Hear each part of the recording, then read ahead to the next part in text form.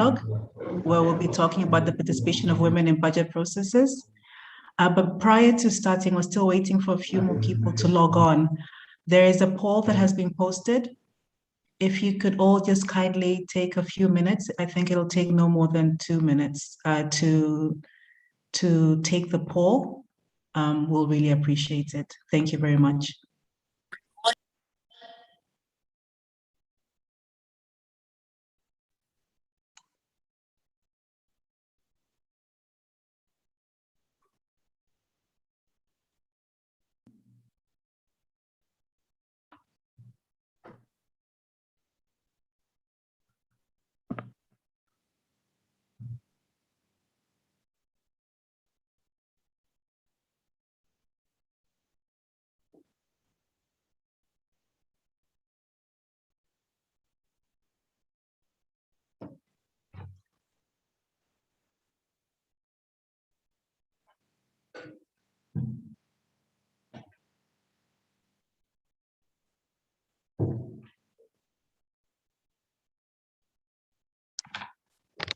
Welcome everybody once again. And as we're waiting to officially kick off, if you could kindly participate in the poll that is currently going on, I will really appreciate it. Thank you very much.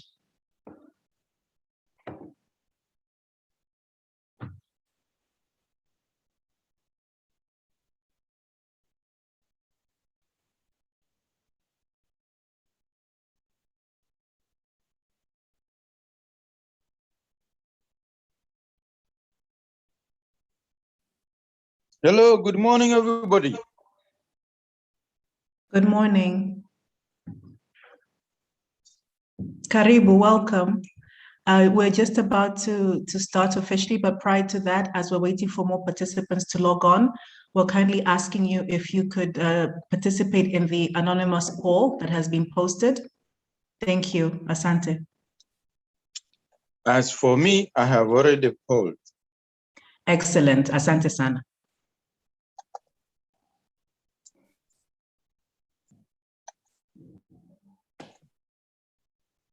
Anna, do you have a question? I'm kind of struggling with the poll. Yes, I do. I can only respond to question number 1, and when I click, it doesn't take me to the second page. Yeah, me too. I'm having struggle. It's like the button is not active. You have to scroll down the questions rather than to click submit. Oh, okay. Thank you for that advice. I think Ivan, was it? Thank you.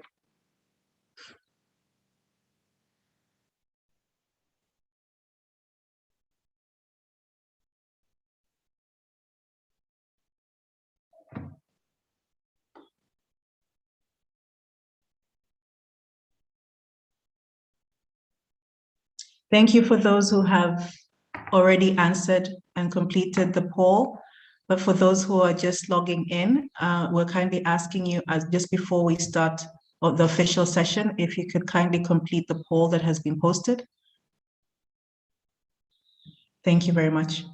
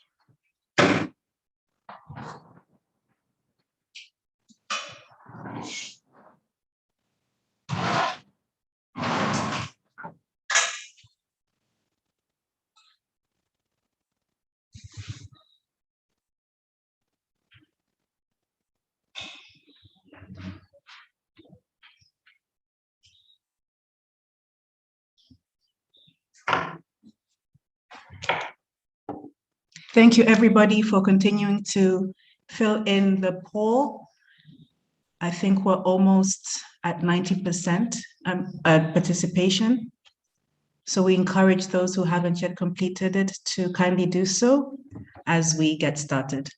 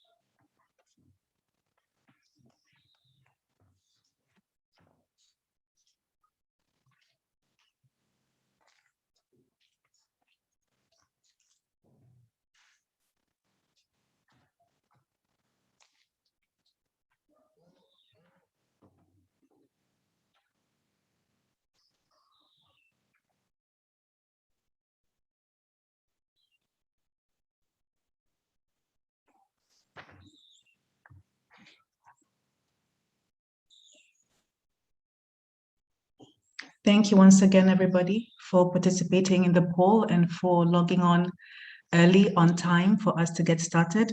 I believe we'll be kicking off in exactly 1 minute.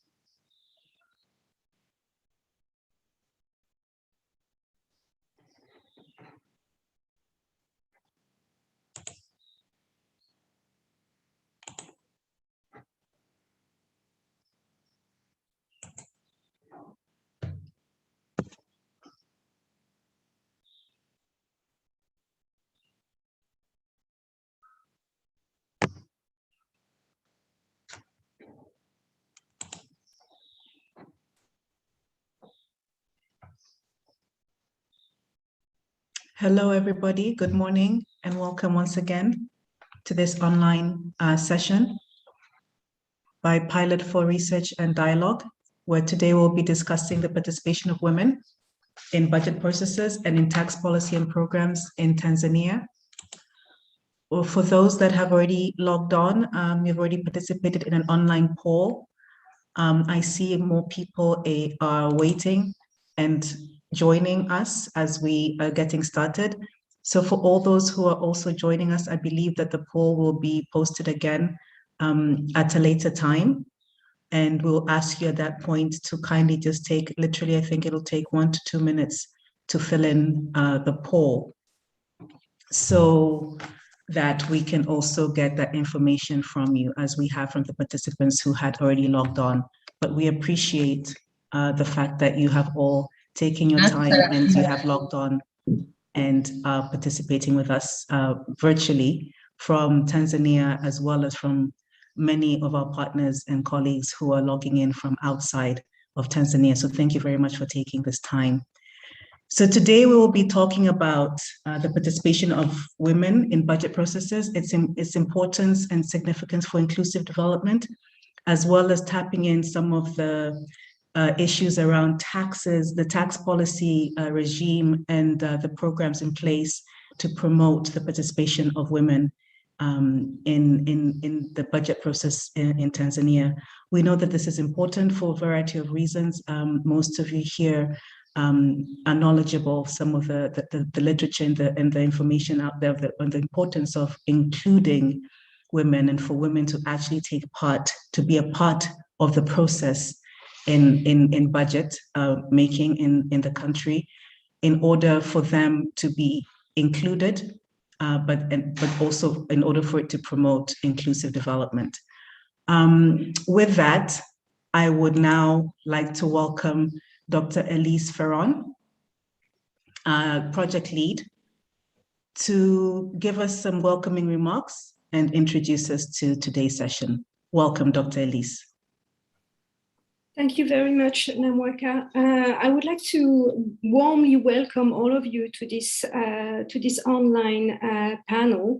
on behalf of the project Pilot for Research and Dialogue. As you can see on the slide right now, I hope you can see my slide.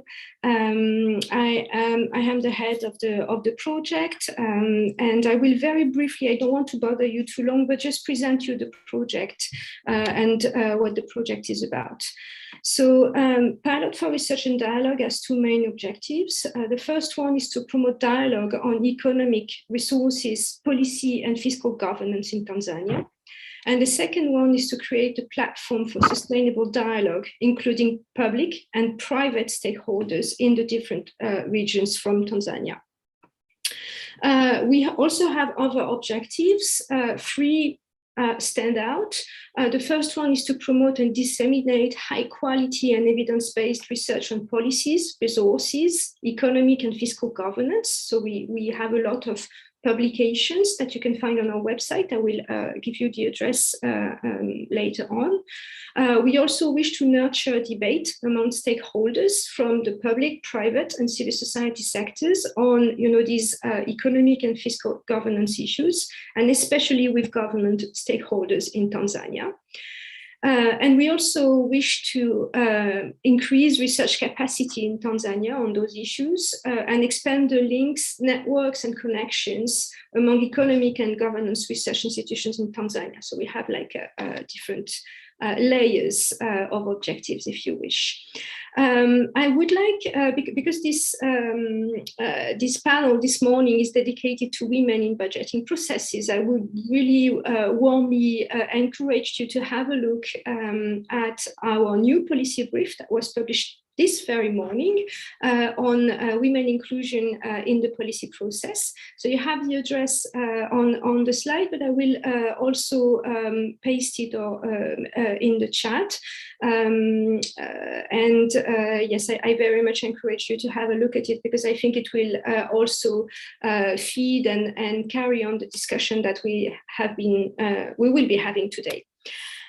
So very, very briefly, the partners of the Pilot for Research and Dialogue project are, first of all, my university, Tampere University in Finland, then Pilot for Dev, which is a think tank located in Brussels in Belgium, then the Institute of Management and Entrepreneurship Development, which is located in Dar, and COWI, which is located in Denmark, and the project is co-funded by the European Union. I would very much invite you to follow us on Twitter. You have the address here, so Pilot for Dialogue, and also to check our website to follow our various publications, reports, policy briefs, news, and events. Thank you very much. Namwaka, the floor is yours. Thank you very much for introducing us to what Pilot for Research and Dialogue stands for and what it promotes in terms of providing platforms for sustainable dialogue. This is very important. And also the fact that you disseminate high quality evidence-based research and you nurture debate. So I think this really speaks to the heart of why we're here today. And also in terms of increasing research capacity, which is important for us here in Tanzania, as well as creating links and networks. So thank you very much for that. I would like to once again highlight the policy brief that has just been published and released today, that Dr. Elise has provided the link to. I think that will also be provided, again, the link at the end of the session, as well as to follow us on Twitter.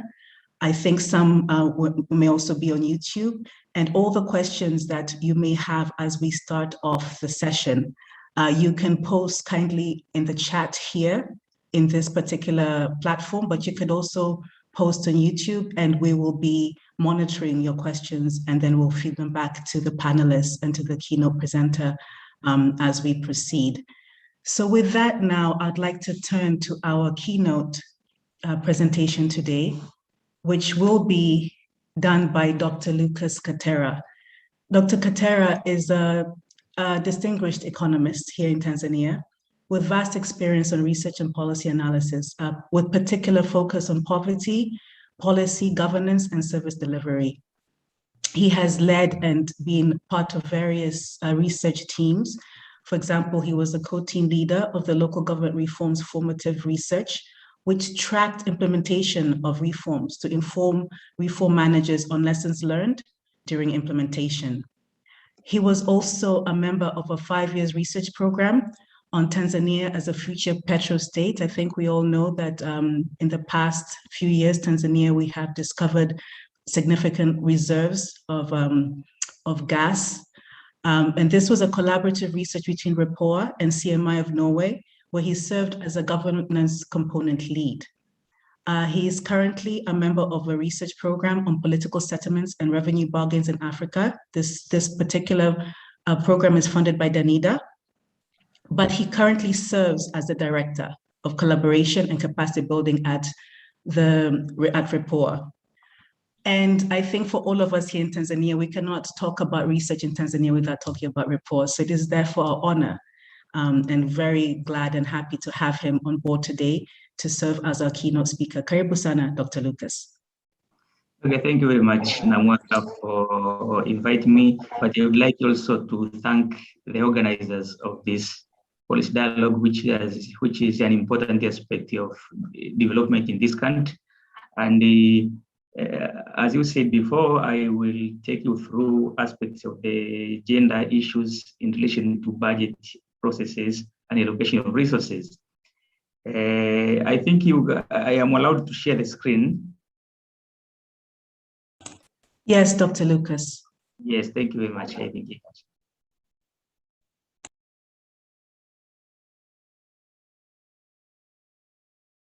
Okay. The outline of my presentation looks like I will start by defining what is gender budgeting. Then I will look into the roles that women play in the society, of course, in the context of gender budgeting. Then we'll look into the importance of having gender sensitive in place.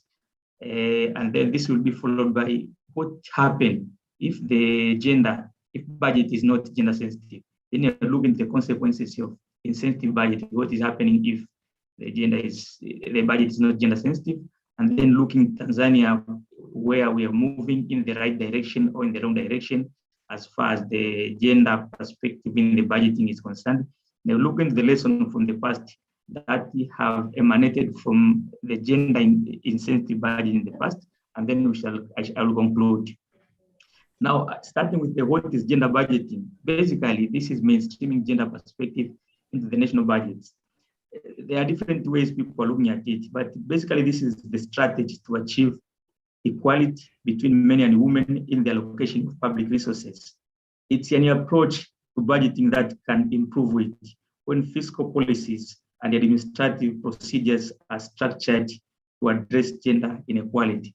So it's other people think like when you're talking about gender budgeting is having two separate budgets, one looking at the national issues and the other one looking at the women, but it's really not that is not the case. Basically, gender budgeting is ensuring that all elements, gender perspectives are mainstreamed into the national budgets. So gender is taken as a cross-cutting issue. In this case, it's important to have, this cannot come on its own. It needs proper planning. Therefore, ensuring that all the elements that will result into gender equality are included into the budget. So planning process is very important, but also the allocation of resources, ensuring that all the identified areas that have implications on the gender equality are allocated with resources. And then allocation is one aspect, but disbursements is another aspect. In most cases, we have seen the allocation being too high, but disbursements falling short of the allocation. So it's important to ensure that all those elements get disbursements as the allocations were identified in the planning processes. The other thing is the implementation, ensuring that the gender perspective elements are implemented according to the plan. And then we have to measure the output level, monitor and measure whether the output level are getting into where we were expecting or they are running short of. And if so, what happened? This calls for inclusiveness in participation. So all different groups should participate, men and women, but also both disability, youth should be part of the processes in the budgeting process so that all the important elements, gender elements cannot be forgotten. So it's important to have the inclusive processes. Now, because usually if we have the budget that does not include gender issues, the mostly affected group are women. Let's quickly see the role that women play in the society. One, in a nutshell, it's basically ensuring that human development is attained through managing all the aspects of the human development. For those who have gone into the Human Development Index and related publications, they will see that basically it's the discussion centers around ensuring that everybody has the right to access social services. So in this case, we are talking about having enough food in the family, ensuring that children, everybody is accessing education to the level that they desire, but then people are free from diseases, they can access clean water. So all these are the aspects that are handled by women, and actually they take a big proportion of the Human Development Index. But also, they are not limited, women are not limited in ensuring that social services, so that society is accessing social services, but also they are also part of the income generating activities. In Tanzania, for instance, we know that a large key player in the agriculture sector are women. They are mostly participants in the production in agriculture, but also there are a number of other activities like small business, small and medium enterprise business are mostly occupied by women. So it's basically both ensuring that the society is getting the social services, but also ensuring that become also part of the income generating activities to complement the resources, the household resources.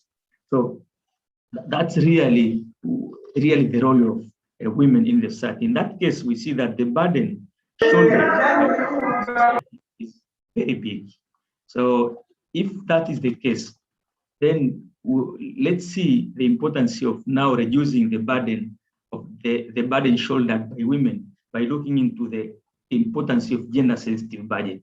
So the gender-sensitive budget will ensure a number of things. Allocation of resources has to consider social services. For instance, it has to consider that education sector has enough budget to address education needs. For instance, ensuring that we have enough teachers, the schools are located close to the communities, but also children can get basic services at the school. For instance, having food, you have the program like a meal program in the schools. So this is an important aspect that the budget should consider to address gender inequality. But also health sector, ensuring that the services, health sector have important services. We have the health facilities closer to the citizens, but also we have all curative and preventive measures taken care of so that you reduce the burden of disease at the household level, because then if you have that problem, those who are bearing the burden are women. And then ensuring that social services like water sector is also available as close as possible, but also safe water, because then if you have water close to the citizen, then you relieve more time for women to do other activities because they spend less time in fetching water. But also, if you have clean and safe water, you also free the society from diseases. So it's important to look into this aspect, ensuring the social services are getting enough budget. But then you also want to be sure that you have more allocation to productive sectors, which would have an element of gender empowerment. I said before that key players in the agriculture sector are women. Therefore, it's important to ensure that the agriculture sector is getting enough budget, ensuring it's mechanized. Infrastructure, important infrastructure like irrigation schemes, investment in mechanizing agriculture are all in place, but also access to modern inputs like modern fertilizer, modern seeds, and so on and so forth. This is actually an important aspect that have implications on the gender equity, because eventually women are key players in the sector, but also ensuring that you have a financial sector that can access the small business with loans. In that way, then you have possibility of having some entrepreneurial trainings that can happen in the small and medium enterprises, but also the women can participate in the high income returning activities because they can access capital as well. So this is an important aspect that one has to consider. Yeah, in this way, the budget can be significantly. The burden that is actually shouldered by women can significantly be reduced. Now let's see what will be the case if gender is not sensitive. What if the budget is not gender sensitive? Then we have the situation whereby women will spend more time and energy on household chores. Remember that they are responsible to ensure that the child wakes up in the morning, have breakfast, and then if the school doesn't have lunch program, then they have to prepare lunch box for children to carry in. And if the school are located away from the household, then they have to take the children to school. In this case, if these elements have less budget, then they have to wake up earlier, say 3 in the morning, to make sure that all these things are done. But also, if they have to get water from long distances, then they also have to wake up early in the morning, go on the queue, fetch water, carry several buckets to ensure that the household has enough water for the day. They have also, if the health sector doesn't have enough budget to address important issues, then they are the one they have to spend more time to care patients. If the hospital cannot admit patients, they are the one that will have to sleep with the patients overnight, taking care of them. So all these aspects will actually affect the efficiency of the women and the participation of women in other income-generating activities. They have to use therefore more energy.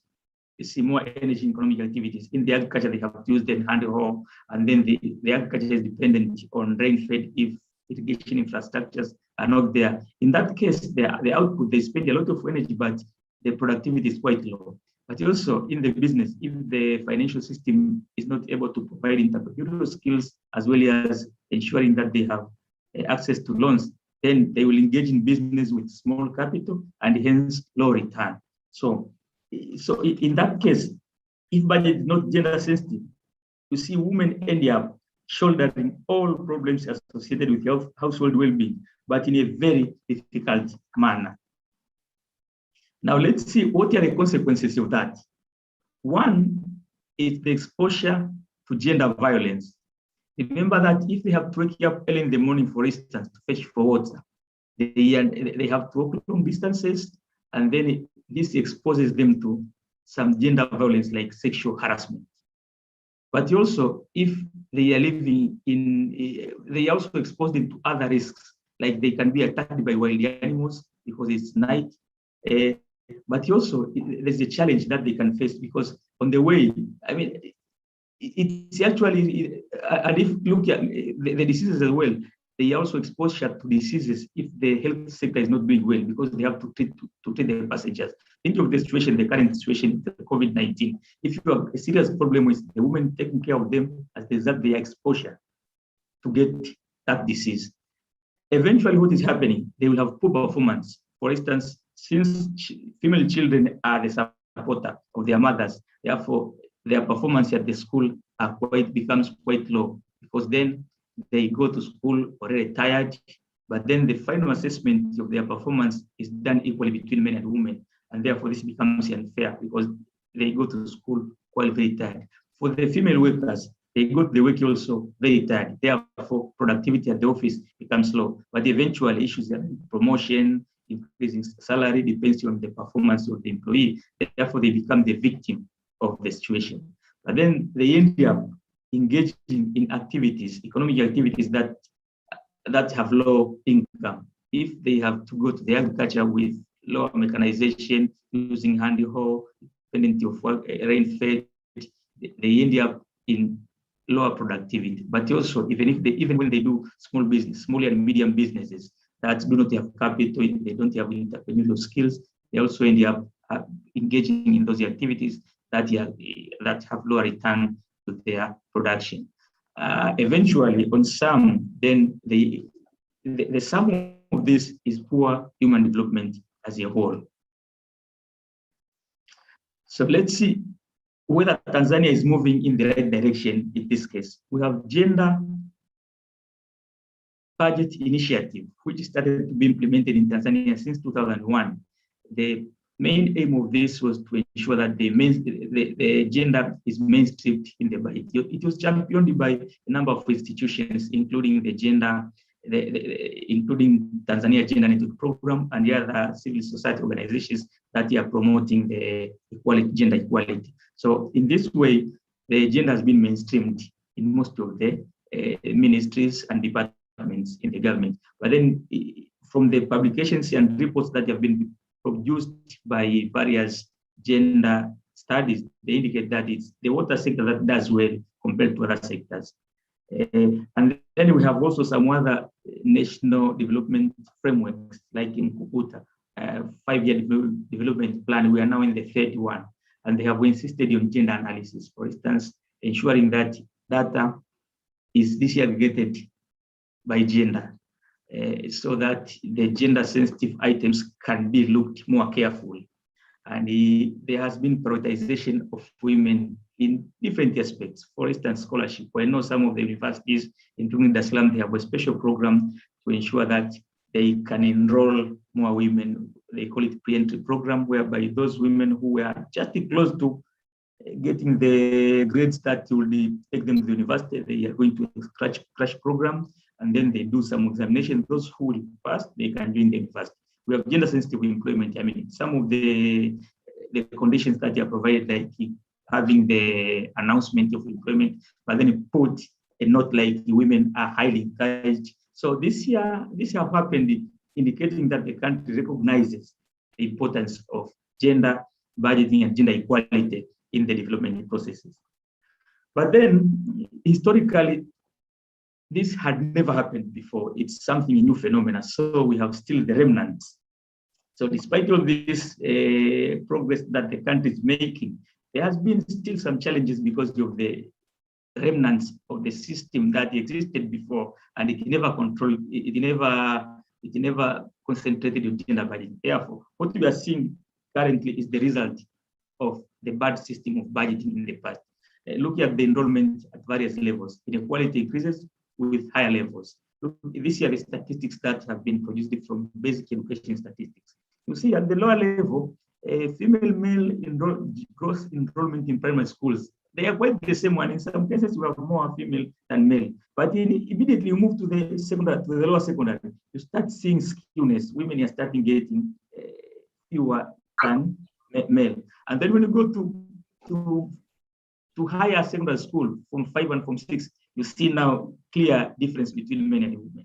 That women are, I mean, you have almost the number of male is almost double that of women. The university is now becoming more serious, that almost a percentage in higher learning institution. You see, it's about, I mean, female are about 50% of male in the higher learning institution. This is because of the previous system, which actually had provided a bigger activity. I mean, had shouldered a lot of activities to women, making them less efficient when they get to school, although they get the same assessment. And this has translated, education inequality has translated into inequality in employment. When you look into the employment, this has been drawn from the integrated labor force survey. Employment, you see that generally, employment in the formal sector, you have generally more men than women. That's clear. You have the female 17% and then male 83% in total. But then look into the positions they occupy. When you look into the legislator and administrator, you find relatively more women than in the company directors and corporate managers. So if you look into this, you see that, like, for instance, in the administration, male about 82%, but in the company directors, they are 83%. So relatively more men. But then when we come to female, in the administration, they are 18%, legislators and administrators, 17%. But when we come to company directors, that dropped to 17%. So generally, you can see that on relative terms, as you go further to the higher levels of employment, then lower and lower women are getting to those levels. Now, looking at the employment, yes, I mean employment, you see that at the wages up to one. Generally, again, we see that you have more women, more male than female in every aspect, because this is the common employment. But then in terms of earning, you see slightly, I mean, when you look at the very lower level, like up to 100,000 shillings, you find at least one, I mean, the ratio of male to female is 1.4. But then the highest, which is 1.4 million and above, you find the ratio is 1.6. I mean, this means that more and more male I mean, the higher you go in terms of income earnings, you get more male, the ratio of male to female increases. So that's the message we are getting from that. So what are we concluding from this analysis? That we have seen that women has a big role in human development. So I mean, they are ensuring that the society is accessing social services, which is an important input to the human development index. But so it's important to empower women. Once you empower them, you empower the society. It's something that comes clearly in the presentation. So budget is an important aspect of ensuring that you can help women to shoulder some of these responsibilities by ensuring that gender is sensitive. So, and it's quite clear that inequality is likely to arise if budget is not gender sensitive. Then you have more burden to women. As a result, the society becomes inequality, but also attaining the human development index become a challenge, because then you have more, you weaken the important component of that in the society. So I think I should end up there. Thank you very much.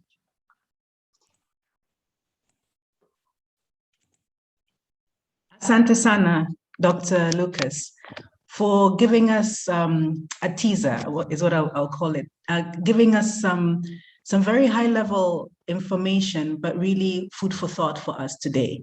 You took us through the importance of the role of women, for example. I think all of us here understand that, and we know that. Myself and my fellow women, we know the many roles and the many hats that we play. And then you took us through the importance of gender-sensitive budgeting and the links between education, health, and water. I think this is something for us, especially here in our context in Tanzania. It's really important to really understand those links and how it affects women at the household level, but then how then that translates down from the household level, but then how it goes all the way up to the impacts it has on earning capacity and of course the development of the family as a whole, but also of the society as a whole. You also painted a what if scenario. What if the budget was not gender sensitive? And you pointed once again to the links between health, education, water, and the implications of this and the consequences of the budgets if they're not gender sensitive. But then you also asked a very important question for us today, and I think this is a question that we should all take on board going forward and ask ourselves, is Tanzania moving in the right direction? You pointed out a few, you gave us a snapshot of some of the initiatives that are currently in place. You talked of Mkukuta, you talked of the 5-year development plan, and its focus and emphasis on gender, including gender budgeting and gender mainstreaming within the budget. And so our question then here really also, is that enough? Can we do more as a country? Is that it? And I think we have enough experts and practitioners in the room today on this platform that can ask that question, and then we can possibly provide some answers and some recommendations going forward. You also, Dr. Lucas, you also rightly pointed to the fact that you've looked back at the lessons learned from when budgets have not been, or when they're not gender sensitive, the links between that and the education, the fact that usually enrollment for women drops at the higher levels, usually in primary levels, boys and girls at par in terms of access to and completion of education, but then that there's a disparity that happens the higher up they go. And that also is the same when we look at employment. You also gave us really telling facts and statistics that you posted on how women and men differ when at higher levels up in both public administration, but also in the private sphere, looking at CEOs and directors, for example. And then you link this also with what that means in income earnings, that also translates to a discrepancy in income earnings between men and women. So I think you really then have given us a very good overview of the links between the importance of including women in not only in the processes, but also in the budget process itself being gender sensitive, and the links and the consequences for the economy as a whole. So I would then, at this point, just before we go to the panel, I would pose the question to participants and to start off a discussion in the chat in terms of asking that bigger question that you posted in your presentation, asking, is Tanzania moving in the right direction? Based on the information given by Dr. Katera today, are we moving in the right direction? What more can we do? What are specific recommendations that we can take on board going forward? So that is my general question to participants here today as we now turn to the panel. Also, the policy brief has already been posted in the chat. So for those who are asking and those who are interested, you can already access the policy brief on the chat. And please, we're welcoming comments, questions as we move on to the panel. So today, very exciting to have the panelists on board. We have, firstly, our good friend of very many years, Mr. Semkae Kilonzo, who is a task force member of the Pilot for Research and Dialogue Project, but he's also is the executive director of Policy Forum, a network of 62 Tanzanian civil society organizations that seek enhanced governance and accountable use of public resources. And they do this by strengthening capacity of civic actors to influence and monitor the implementation of policies and enhancing state responsiveness to civic society's advocacy agenda as it relates to the accountable use of public resources. Semkae also has extensive experience working in policy advocacy with civil society in Tanzania. I think we all have ran into Semkae in very many forums, both nationally and internationally. He's very passionate about public participation in budgets. I mean, that has been clear, I think, over 10 years, 10, 15 years, he's very passionate about public participation in budgets. But he's also quite passionate about curbing illicit financial flows relating to the extractive industry and making natural resources revenue management work for the people through strategic engagement and collaboration with the government, industry or private sector, and most importantly, the communities. He has also served as the steering committee of the global movement for budget transparency, accountability, and participation. So as you can see, Mr.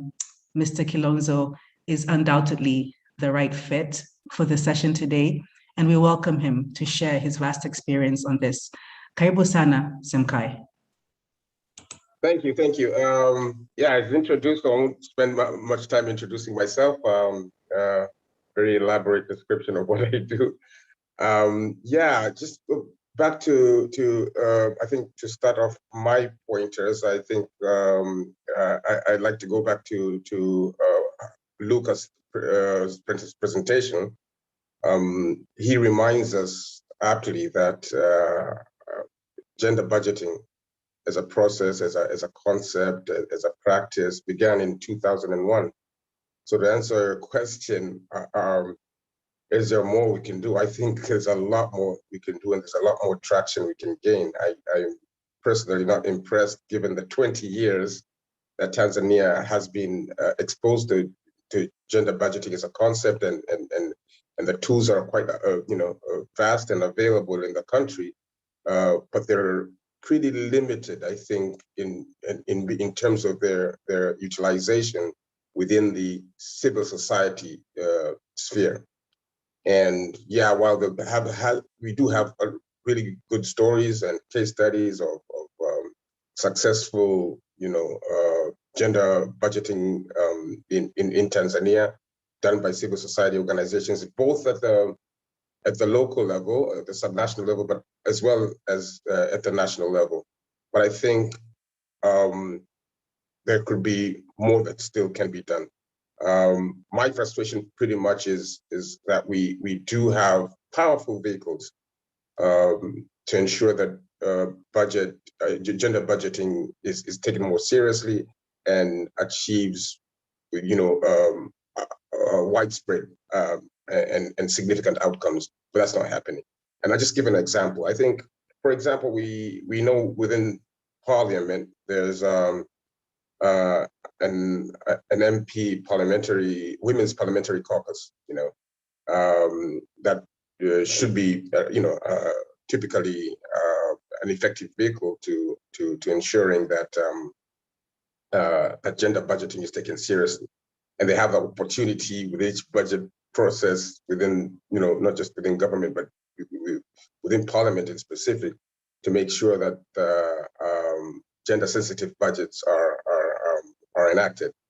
But they don't seem to be, to have that clout, which is surprising because a third of our parliamentarians are women. So it's potentially a very strong force, and they hardly sit to discuss these issues in an all party caucus, because that's the nature of that caucus. It's not dominated by, in numbers it can be dominated by one party, but when you join forces to focus on one issue, they should be able to make tremendous changes. But we hardly hear of that force, and what kind of the analysis they come up with is if they do, it's not available in the public. So that's where I focus a lot of my frustrations on. And I think, to answer your question, Namwaka, a lot more can be done in that aspect. Lucas also mentioned, the issues around the allocations. It's an interesting, I think, take or angle, because while we know that there's a lot of allocations on these very key sectors like education, health, and agriculture.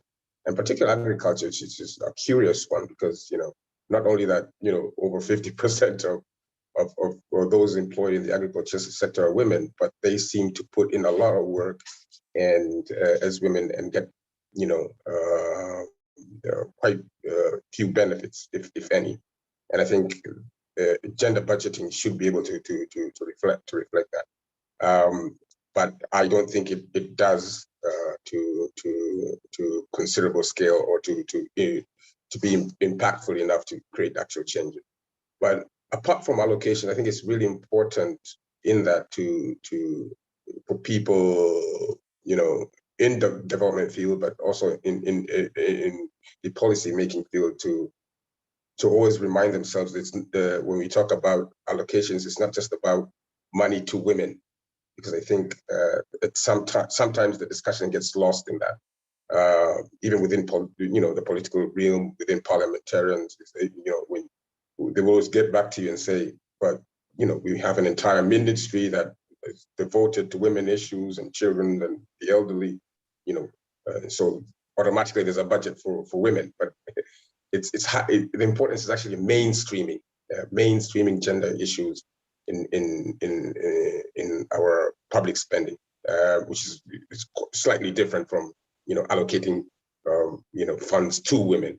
And the other aspect that's crucial under allocation, I think, is important to mention, is when you read all the sectorial ministerial budgets and the main budget speeches over the years, they will mention women, gender here and there.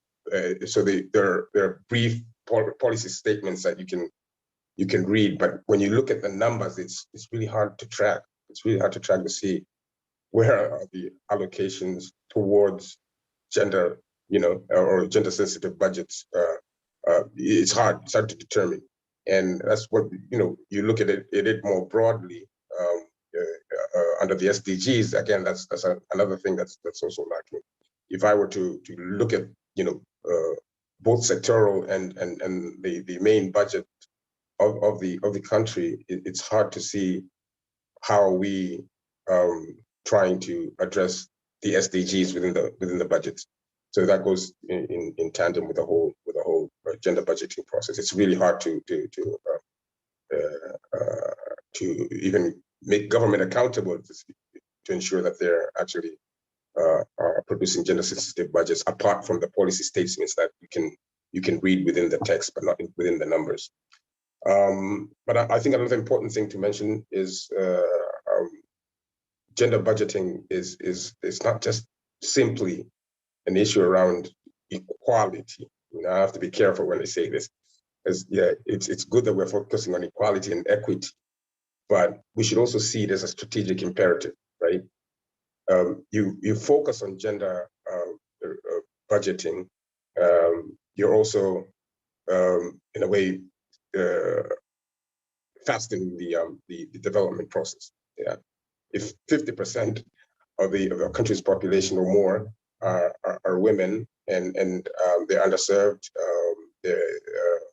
they're marginalized, then really you're delaying the development process. So see it as a bigger, within the bigger picture of development. You cannot really address poverty alleviation issues if you're not focusing on gender results, or rather gender budgeting. So see it in those holistic terms. Another thing I think I'd like to mention is to wind up, sort of like, it's important to know who the stakeholders working on gender results budgeting are. I mean, I can probably mention them from the using my 5 fingers, but I think there's a lot of other stakeholders working on gender sensitive budgeting at the local level, even if it's just about monitoring, right, and not necessarily on in the allocation and in the planning phase, but who are working on the tracking and monitoring side, who we don't quite always have a clear picture of who's doing what. I think that's important, because if you're to build a broad coalition, sort of like a movement around gender budgeting, it's good to know who's doing what. And I think there's very little information out there, partly because some, it's done on an ad hoc basis, so it's not continuous and systematic. And so but I do believe, when I look at the players, we know who they are. They're the main players that will do that work regularly, but there are many others who are unknown, and sometimes it could be, they're tracking gender results within the budget execution, but they're not aware that that's what they're actually doing. So I think it's important to know who they are in terms of trying to create more traction to receive more, obtain more results. So I'll wind up there. Perhaps I'll join in a bit later in the discussion. Thanks. Thank you very much, Semkae, for just giving us a taste of your vast knowledge and experience in this issue, and for really challenging us once again and saying that yes, we've taken some steps, we're moving maybe in the right direction, but we can do more. You pointed to the fact that a third of our parliamentarians, for example, are women. There's power there, but we may not be using that power and the access in as much as we could. You pointed to the links with the SDGs, that this is more than just also an issue of equality and equity. This is really, I'll use your words, it's a strategic imperative. I think that's something that will stick with me, and maybe it'll stick with the participants. In terms of when you're looking at a population of women constituting 50% of the entire population of Tanzania, for example, you cannot not talk about gender, and you cannot not talk about gender mainstreaming in the budget processes.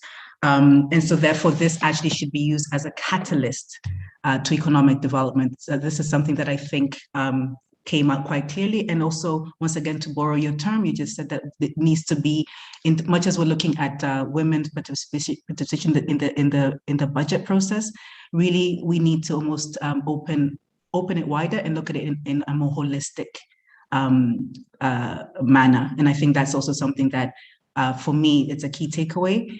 And another question that you asked, and I think which is important, and maybe we'll go into it when we open it up for Q&A, is who actually are the key stakeholders in gender budgeting and gender mainstreaming within the budget processes. I think this is also an important question to ask. You mentioned that you could maybe mention 5, and we'll pick your brain a little bit more about that in terms of who actually are the main stakeholders, who are the pushers, who are the influencers, and I think this is something important that we also need to be aware of. But you also pointed out that that's also linked to the fact that the process is not necessarily very systematic, and it's not necessarily continuous as well. So in as much as we're talking about the importance of women participating in the process, we also need to understand how and when women can participate. So as we move to the next panelists, I'll just like to point out 2 words that have come out so far from the chats that I think are also important for us to take note of and probably get into some discussion about it when we open it up to the Q&A. And one word is awareness. One participant has mentioned that maybe women are also just not aware of the concept in of itself, and then also how to participate. And another word is sensitization. I think those 2 are quite closely linked in terms of how women can actually be aware and also sensitized to this concept as Dr. Katera presented, but also understand the process and what it means, which is what also Semkae has given us an introduction to. So I think those 2 words for me have already stood out. And as we move forward, maybe we should also start thinking about, yes, are we doing enough? Semkae has said that we could do a lot more. And then how do we increase knowledge? How do we increase awareness? How do we increase sensitization? And how exactly can women participate in the process? I will then now, on this, I'll now like to introduce our next speaker. I would really like to express my gratitude for her accepting to be part of our discussion this morning. I would welcome CPA Dr. Neema Kiure. Dr. Neema Kiure is an assurance partner at Ernst & Young here in Tanzania. In 2009, she became the first female partner at E&Y, Ernst & Young. But also why this is important is she became the first female partner to be admitted in the Big 4 audit firms. For those that don't know the Big 4, I mean, there's PricewaterhouseCoopers, there's Deloitte, there's Ernst & Young, and I think it's the last one I forget, but there's like the 4 of them. KPMG, yes, that's the last one. So in 2009, she became the first female partner, which is really significant for us. And once again, let us relate it to what Dr. Lucas pointed to, the stats that he pointed to, the numbers of women declining as they get into very senior top positions. So Neema has been able to attain this. It'll be really great to hear from her. Neema is also a member of the Global International Public Sector Accounting Standards Board, which is headquartered in Toronto, Canada. And she was also among the founding members of the Tanzania Association of Women Accountants, TAUCA. Neema previously, before Ernst & Young, she also worked with PwC, PricewaterhouseCoopers, so another Big 4 accounting firm. Speaks to her strength in terms of her experience and her work ethic, but also has worked with Diamond Trust Bank as a finance and administration manager. And so therefore, she brings a wealth of experience from the private sector angle. And I think this is something that's important. If we remember Dr. Lisa's introduction, Pilot for Research and Development really also seeks to bring to these dialogues communication and discussions between public, not just public and civil society, but also bringing the private sector. So I think this is good in terms of hearing from Neema, because she brings a very strong private sector voice. So with that, we welcome her to give us her reflections, her thoughts, her experiences on this topic. Karibu sana, Dr. Neema. Asante sana, Namwaka. Good morning, everyone. Actually, I'll pick from where Semkae has ended. Semkae has asked a very valid question. Who are the stakeholders? And again, there was the question on efforts. Are we doing enough? And I think he has said that a lot more can be done. And then Semkae mentioned about the SDG. And when I thought about the SDG, I said, okay, this is very interesting because we're in a situation where we are saying the gender budget initiatives in Tanzania started in 2001. And the SDGs 2030 were issued in around 2015, 2016, with the aim that in 2030, one of the 17 SDG goals, goal number 5, is gender equality. We should be able to achieve gender equality, gender parity. Now, we are looking at our situation in Tanzania. And when I thought about that, I said, okay, if they were issued in 2015, and our 5 years development plan was from 2015-16 to 2020-21, then where are we? If you look at the report, which was issued by the World Economic Forum, the Global Gender Gap Report, and if you look at the Global Gender Gap Report for 2015, worldwide, Tanzania, we were number 49 out of 145 countries in global gender gap report. Then from number 49, in 2018, we went to number 71 out of 148. And the last report, which was issued in March 2021, we were number 82 out of 148. So while we are moving towards SDG 2030 to achieve gender equality, in terms of global ranking, we are going backwards from number 49 to number 82 out of 148. And we have done bad in all the 4 areas which are being assessed in the Global Gender Gap Report. Talk about economic participation and opportunity, education attainment, health and survival, political empowerment, all of those we were going down. Look at political empowerment, we were number 32 and we went to number 63. So that is not right. It means whatever the efforts that we were doing, which took us to number 49 in 2015, those efforts will not get us to where we want to go in 2030 if we want to stick to the SDG goals. And as a result, we need to strategize as to what efforts need to be done now to move forward. But if you look at various reports or comments from various stakeholders, the IMF working paper in 2016, what they said was that the gender budgeting efforts in Tanzania were mainly spearheaded by non-government entities. Even though we see efforts from the government sector, we saw the project by TASAF, the Productive Social Safety Net, which was in 2013, that was or had some gender elements. We also saw the project, though not government per se, the project which was by UN Women, UNCDF, and UNDP in 2008 to 2013, Gender Equitable Local Development. Those all had the same aim of ensuring that there is gender equality. But again, we're saying we are still not moving forward, we are moving backward. So now, who are the stakeholders? Who will move us forward? We have various stakeholders, everyone working on a different element, as what Semkae have said. I chair the Tanzanian Association of Women Accountants, and we are facing our own issues. All we are saying is that in Tanzania, we have about 10,000 accountants, and women are not even 20% of that. So we are moving this specific agenda in Tauka. But again, we need coordinated effort. And what we are asking for, or what we are saying should be done by the stakeholders, is not even new. It's not a new thing. Because remember, the SADC issued the gender responsive guidelines in 2014. And in the SADC gender responsive guidelines, which were also ratified by Tanzania, had specific areas which they wanted countries to focus on.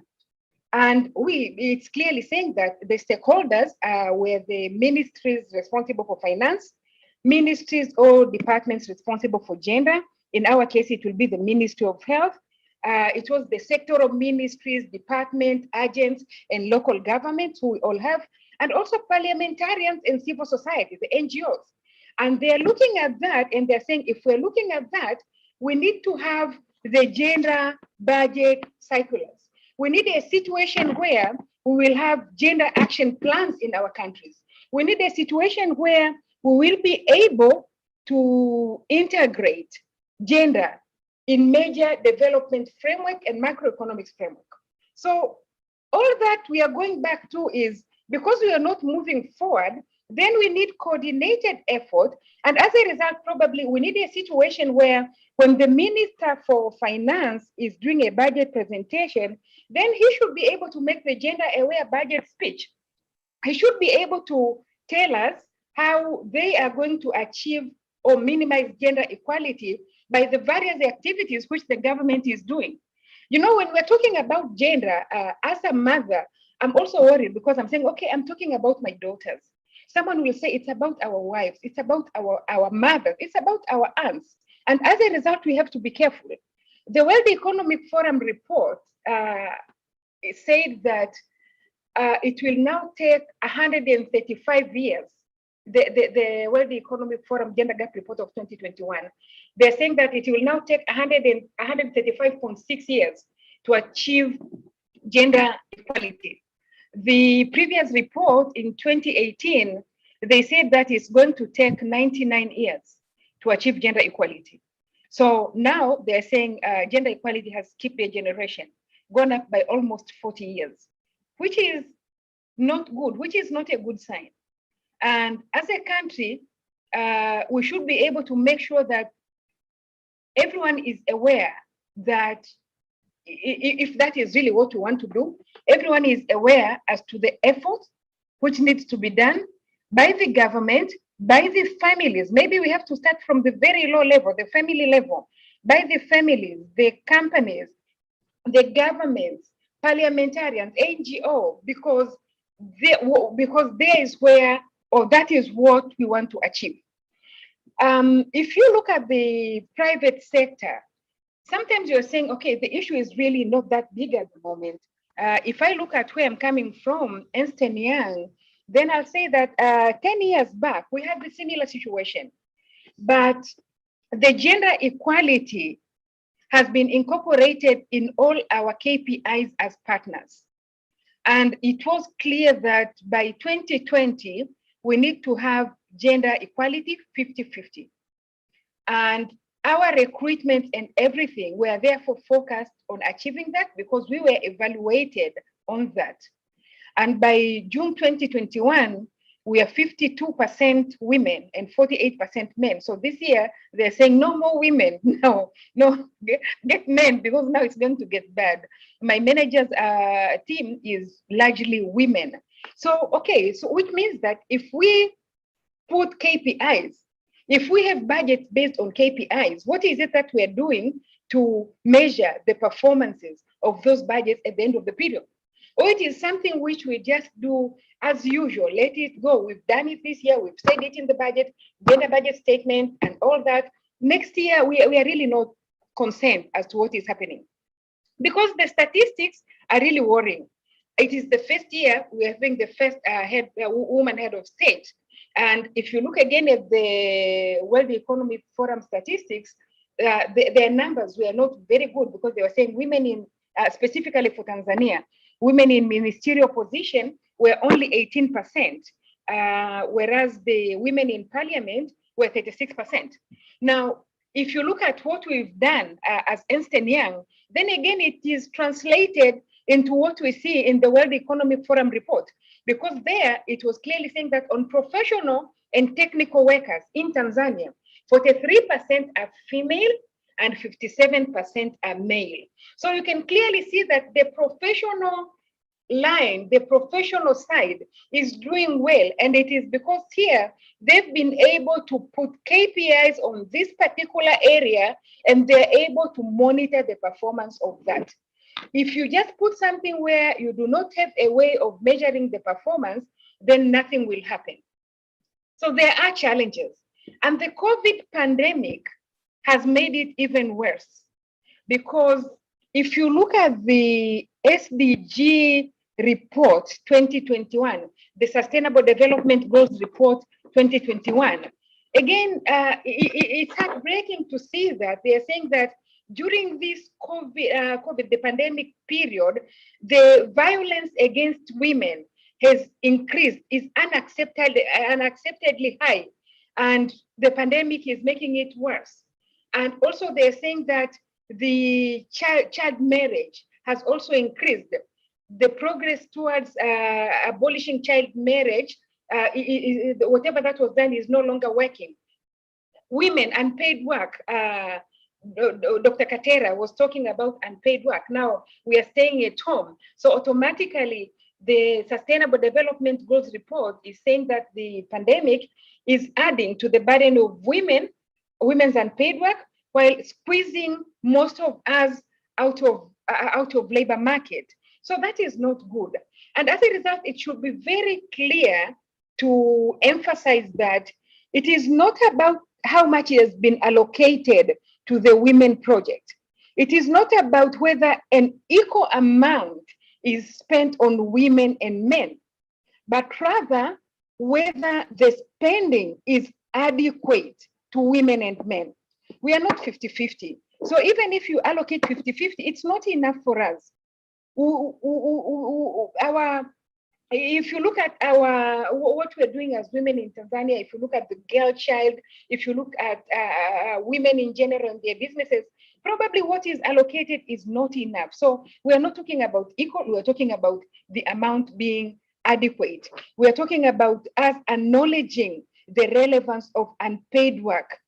We are talking about the work that is disregarded in the national accounting system, in computing the GDP and the importance that it has in the society. If you're talking about building ethics and all that, that all started with our mothers, but that is the unpaid work.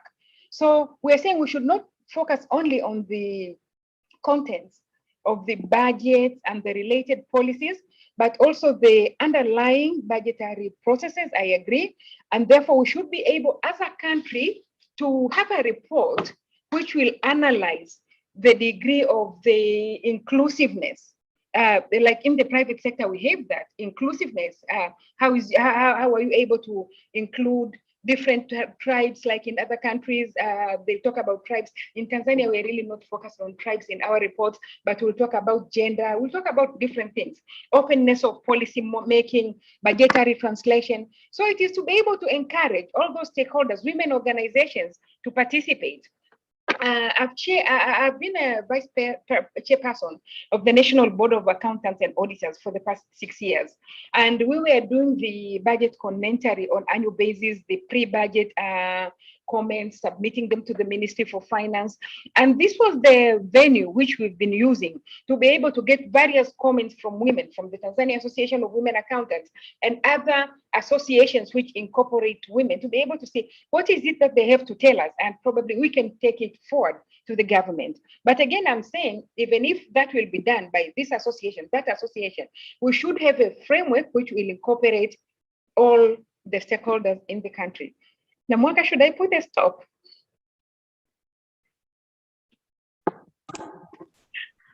Yes, Doctor, I think you've already given us a lot of food for thought as well. And you really took off well from where Semkae left off, and looked at the Tanzania's development as a whole in our gender towards gender equality and inclusive development. And you pointed to some worrying figures and worrying developments in terms of where we're ranking currently. And you pointed to some really key reports like the World Economic Forum report. But what I think is also good that you pointed to was an experience from you now from the private sector, where you gave us an example of what Ernst & Young has done to try to meet the 50-50 target that you set up for yourselves by 2020. And you pointed to the importance of using KPI, which are key performance indicators, and challenged us and perhaps the government that maybe we should also put some KPIs on how we monitor and measure our budgets going forward, in order for us to really know how we're faring against what we hope to achieve, and that women and gender sensitive budgeting should then be measured accordingly. And I think that's something that I would then pose the question that, is this something that is this possible? Can government take on this very private sector approach in setting targets and monitoring and having those clear KPIs and translate that to ensure that we actually are having gender sensitive budgeting? And so with that, I would like to now welcome our next speaker, who is from the Ministry of Water, I believe, Mr. Gibson Bayona, to give us some few insights from the government and from that specific ministry. Karibu sana, Mr. Gibson. Asante sana. I really thank you very much. Can you hear me? Yes, we can very clearly. Thank you very much. Karibu. Okay. I'll talk in a very short way because I got the news to participate actually this morning. The good thing is I'll just give the perspective from my experience working with the government and this topic. Asante. Actually, I have an advantage before working with the Ministry of Water, as the personal assistant to the minister. I was working with the local government regional coordinator in Tanga region. And before Tanga region, I was in grassroots in Pangani district at the administrative officer at the district commissioner's office. So I have actually kind of experience with the topic based on gender budgeting. First of all, I would like to say that things are changing actually, but still we have a lot to do. We have been seeing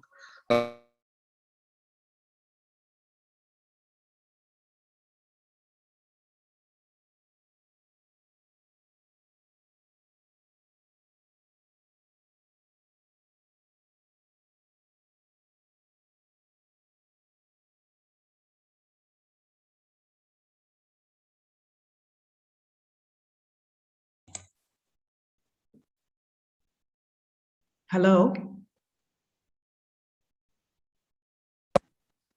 Hello? Hello, sorry. I could not hear you for Okay. a few seconds there. Pole sana. No problem. So I was saying, like in a council level, we call it in Kiswahili, we call it baraza la madiwani.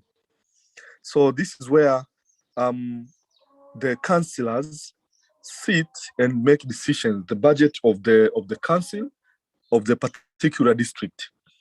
So in these meetings, they have been dominated by men. And it have been with my eyes. I saw that with my eyes as a witness, that you find that there is few number of women who are actually elected by the special seats. So they don't have direct voice to their wards. We call them kata in Kiswahili. They don't have direct voices because they are from party. The party have decided to put the opportunity for special seats. Yes, they're representing, we call them tarafa divisions, but they are not having direct contact with people. They are not elected directly with people. Rather, their parties through special seats. So it comes that the one who are insisting for the budget to be allocated are the ones who are directly elected to people, and the majority are men. And this have been happening because even it's not easy for a woman to win to be the mayor or the head of councillors, because the majority of councillors are men. And when you find that priorities, women are the ones who actually face trouble of the priorities. Women are the ones who face trouble of water, who face trouble of using a lot of time using the hoe when they are in agriculture. Women are the ones who take care of family, maybe cooking and everything. So they are the ones who deal with direct cost of price, maybe of sugar, of cooking oil, of crops like tomatoes, which are needed day to day for food. But when it comes to to budgeting, they are minorities. So I expressed that in when I was in Pangani as the administrative officer. Like most of decisions, women voice are very, very, very small. No matter initiatives which are being done, but still we have a way to go.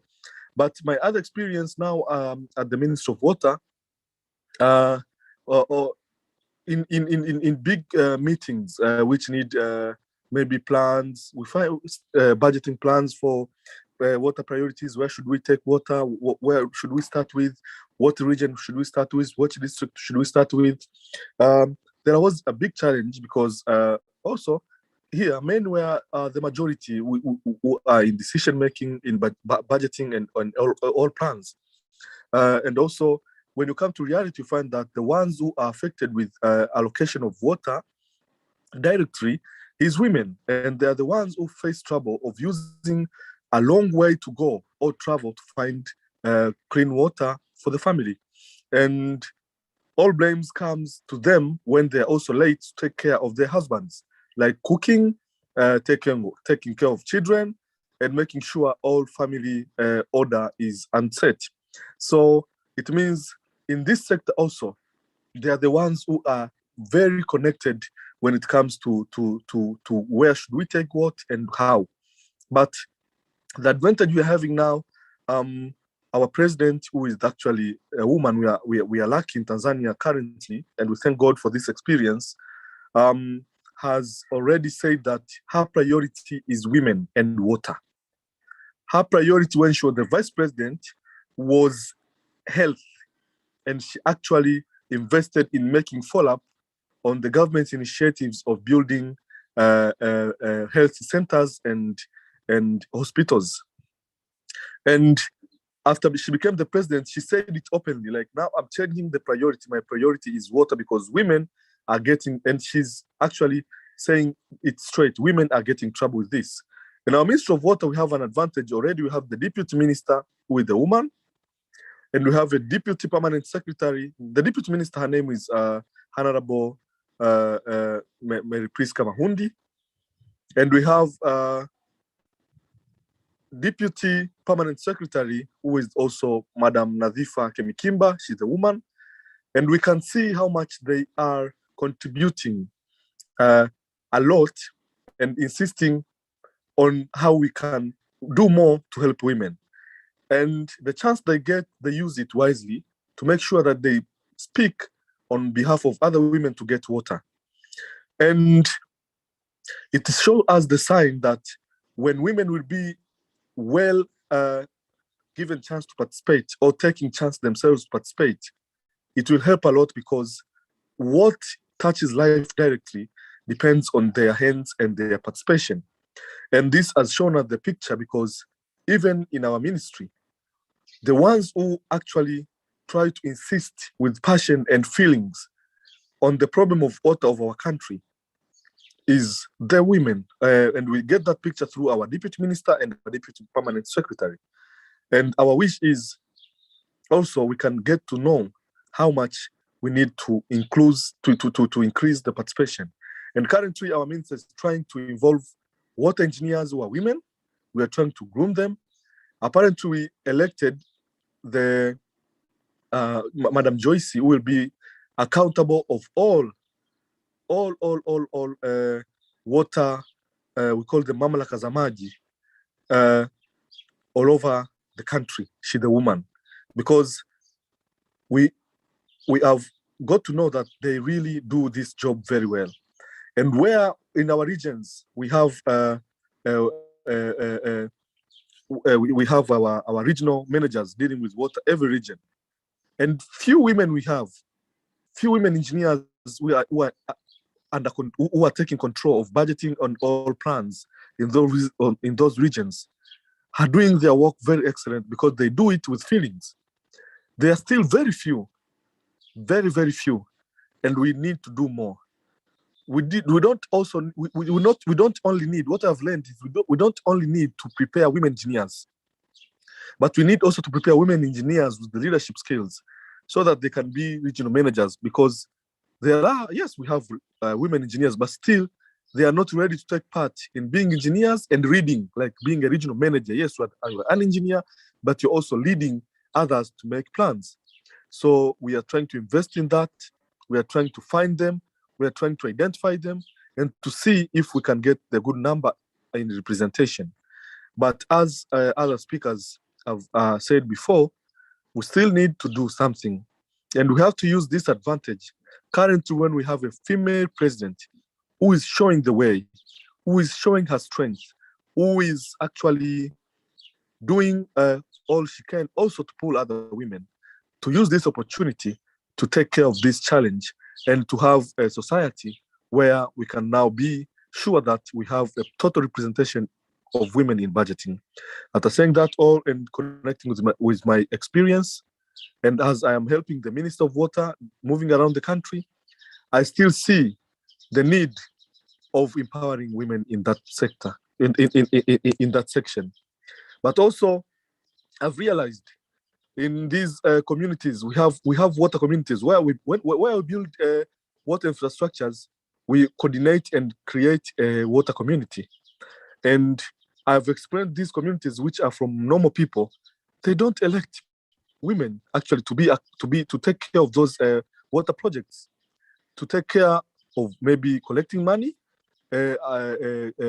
making decision that okay, this money can be used for maintenance, this money can be used to pay for maybe maintenance or for paying for more distribution of water in our place. You find in many water communities, we find men are the one taking charge. The man is the chairman, and the man is a boss, like taking care of money. But in most places where we find that women are taking care of money, they are the ones which are doing good and which are very accountable. They take money to bank on time, they use money wisely, and they prepare, they show that this money I've used for this, it's total accountability. All villages where we go, we find that women are taking care of money for water projects, for community water projects. They are doing well, rather than those which are taking care of men. So this is also teaching us how much women are very committed, and they can take good care of budgeting and plans and taking care of resources. After saying that, I thank you very much and thank you for allowing me to participate.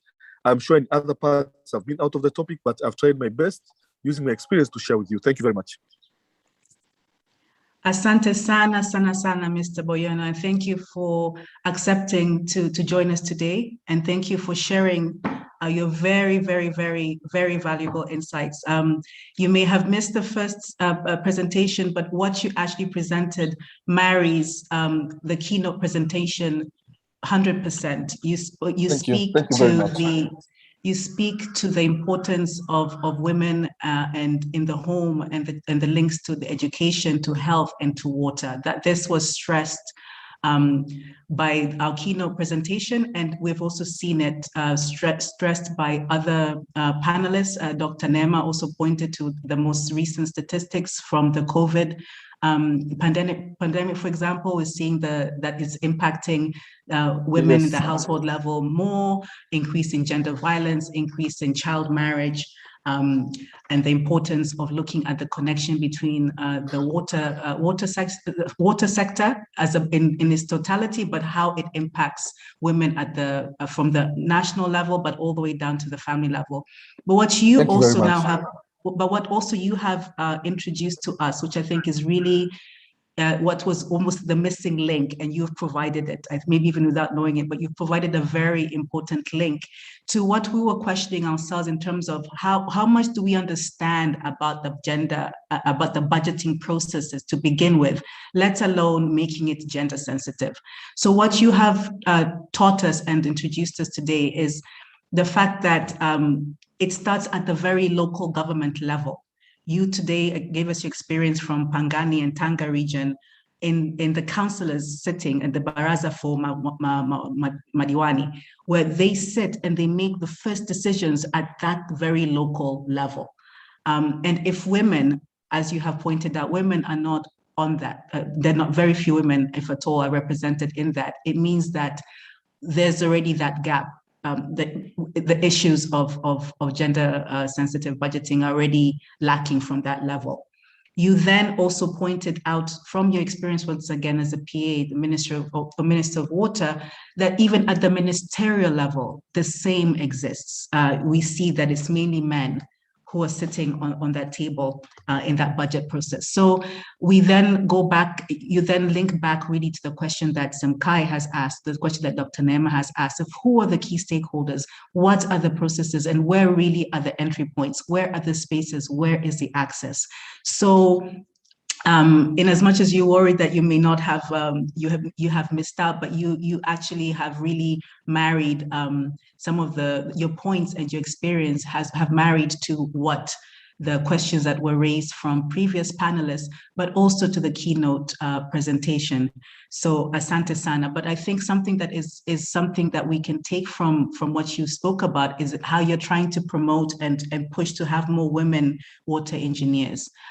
This is important, and I think you're answering already a question from one of our participants who directly is asking, like, what are some of the specific initiatives that are coming out of the ministry in terms of trying to make sure that gender-sensitive budgeting is taking place. And I think this is a start. This is an example that can be pointed to, that you're really trying to push to have more women water engineers, but also not just that, but also equipping them with leadership skills. I think this is something that is important, and I think speaks to some of the issues that Semkae was raising in his points, and also Dr. Neema, that having women just represented is not enough, but also pushing and to have them actually take on leadership positions, because that's where you have increased to the access to decision making, which is important.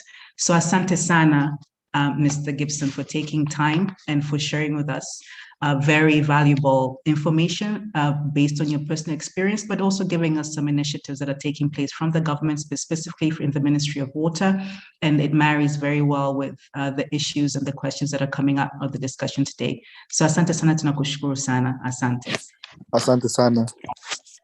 We would now turn to our final panelist for today, who is Ms. Hadija Kishimba. She is a financial analyst from the Bank of Tanzania, who will also be sharing with us her experiences being not only at the Bank of Tanzania, but of course, being a woman in what we're discussing today. Karibu sana, Hadija. Asante Namwaka. Thank you very much.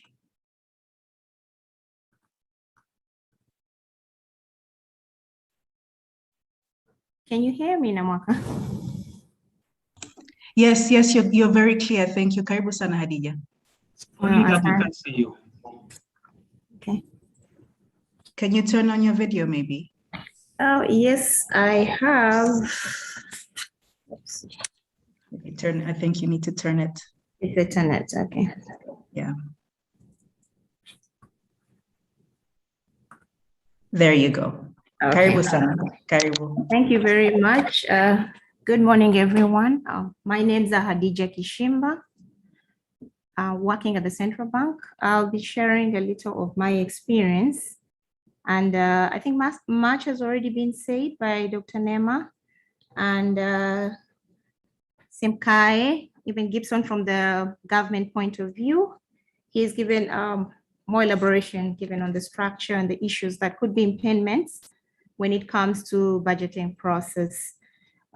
From my experience and from my point of view, I feel the challenges begin from the strategic planning because when we talk about budgeting, we do not just go to budgeting, we begin from the planning point of view. So how are the women involved in the planning point of view?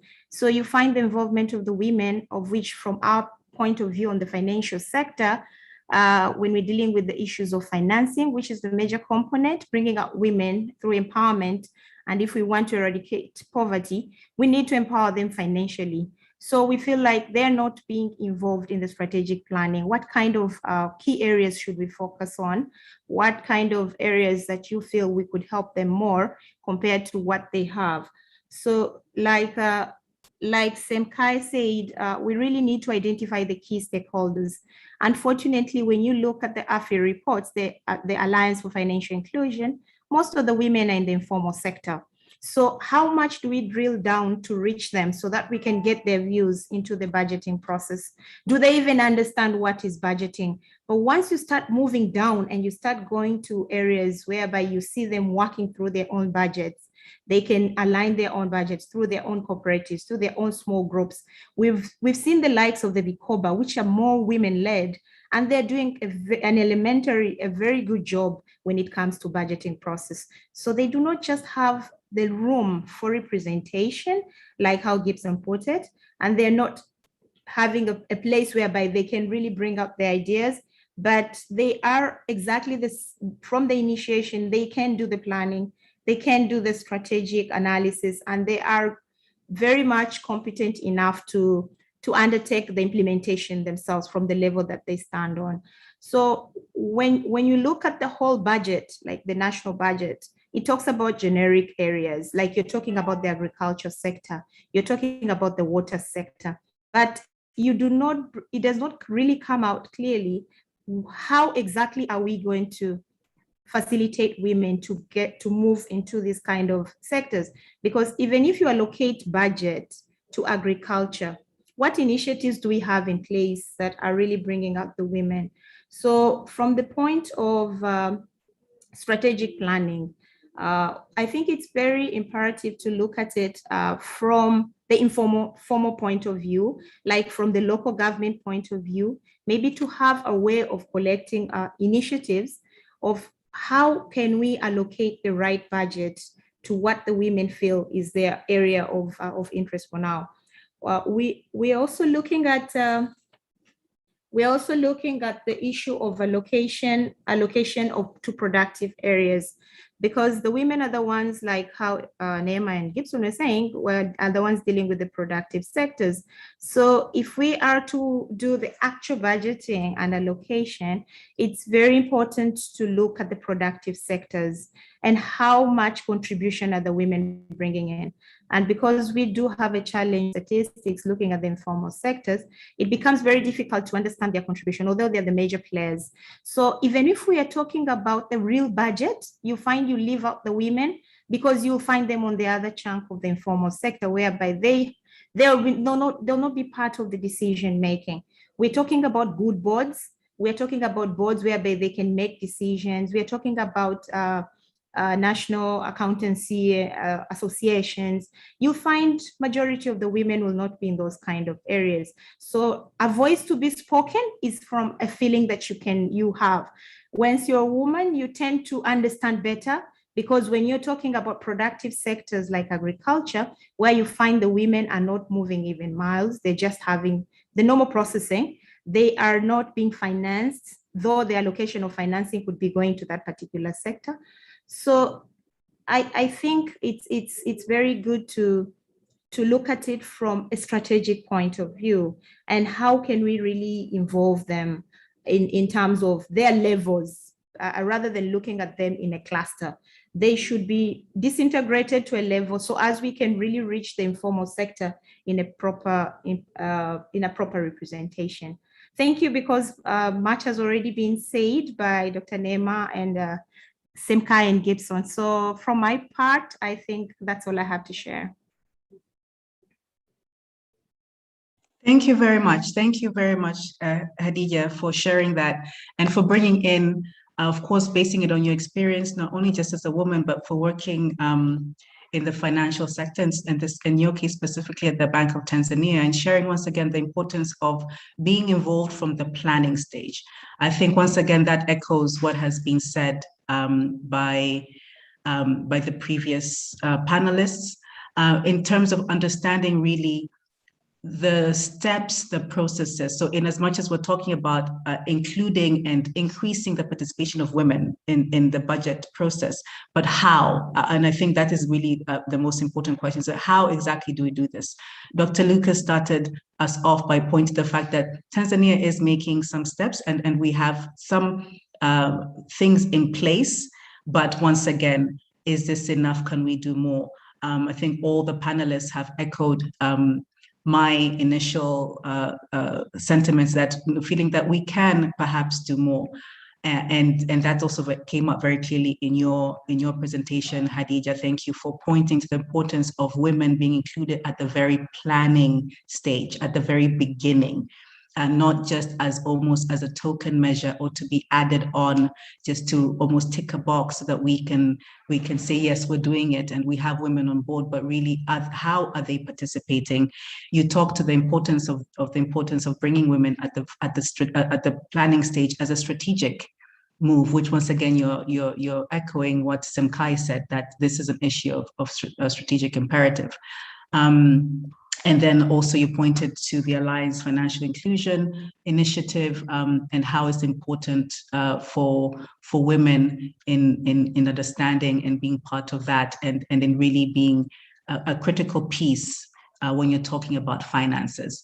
And once again, linking it to Dr. Lucas's presentation, linking it to the earnings capabilities of women, linking it to what Dr. Neema has also said. So yes, so thank you very much for that. So we have now reached the end of the formal presentations by the panelists. And so now we turn to some questions that have come up from participants. So I'll be posting, or rather saying, some of the questions and opening up to the panelists to respond. I think the issue of awareness and sensitization, as I mentioned previously, has come out as something important, that what we're discussing here is key, it's critical, it's important, but how many women are aware? How many women know of the concept of gender sensitive budgeting, but also how they can possibly get involved? And maybe here I'll turn to you first, Semkae, with your work and your vast experience over I think now it's almost 20 years. I think you may give us some solid examples as to what are some of the things or these activities, actions, projects, programs that can actually be done to increase the awareness and to increase the sensitization on this, and as you rightly put in the chat, to create a critical mass. Semkae, I turn to you.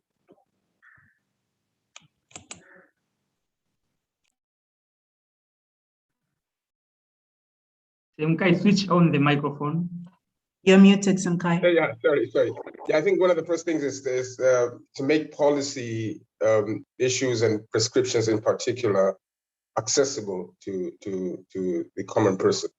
Make them relevant. At the moment, I think when we discuss these issues, they're so abstract to the normal person on the street that in essence they don't make sense, but they're actually very relevant. They have everything to do with our lives.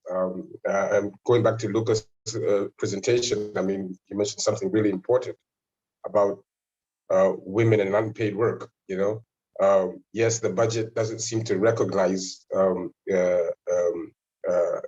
unpaid work and value it in terms of the budgeting process, but it's not just about the allocation and spending, but also how revenue is acquired. The taxation system extremely marginalizes women and other vulnerable groups.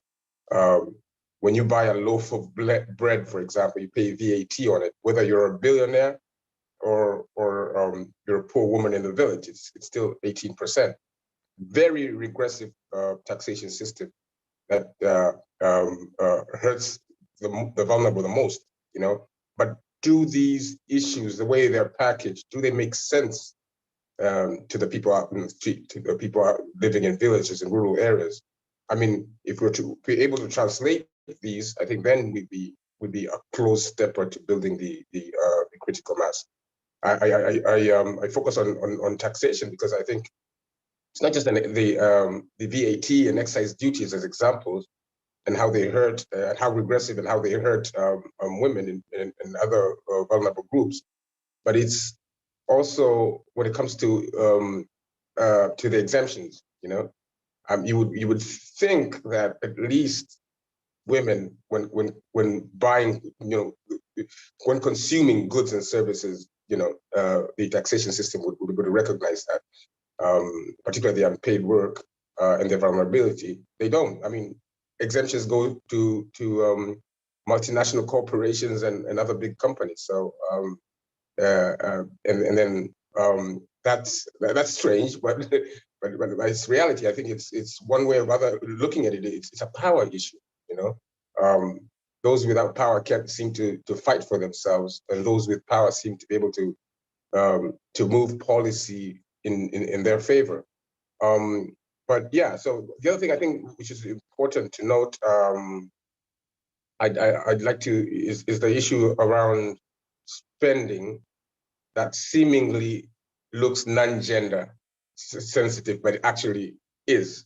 I think we also have to be able to capture that and translate it to communities across the country in ways that make sense to them. For example, you know, it's not just always about, you know, as I said earlier, more money for women, and that's what people think when we talk about gender-sensitive budgets. But for example, infrastructure. You look at infrastructure. One really effective way of bridging equality and especially gender inequality and inequity is through the construction of roads, for example.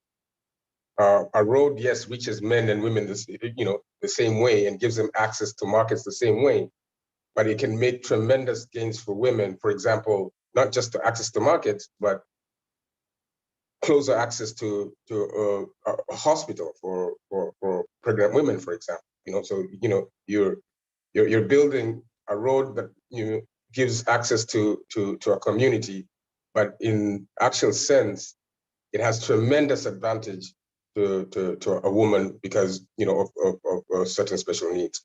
The same way you say allocating funds towards sensitizing fathers about the importance of maternal health. It might seemingly look like, wow, why are we providing more money for men? But the outcomes, in a lot of data shows us that the more sensitized men are towards family issues and maternal health, the more likelihood that they will participate in helping their spouses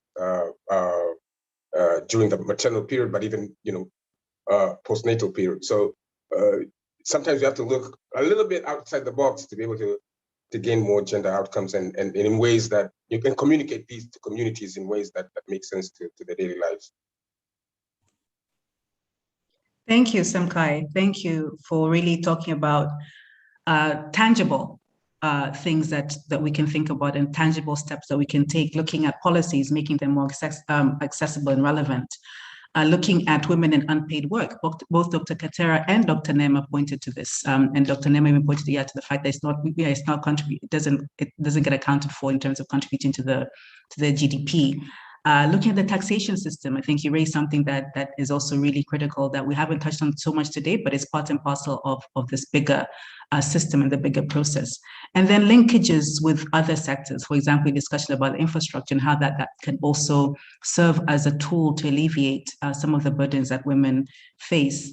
And then sensitizing men more. And I think this is something that is also critical, but we often don't talk about it so much.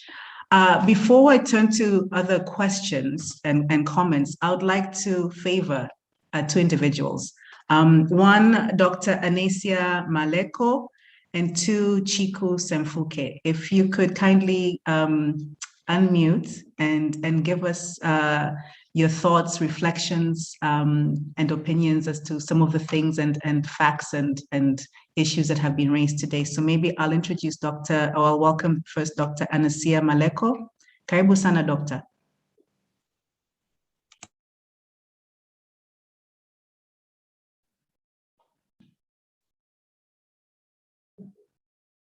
Yes.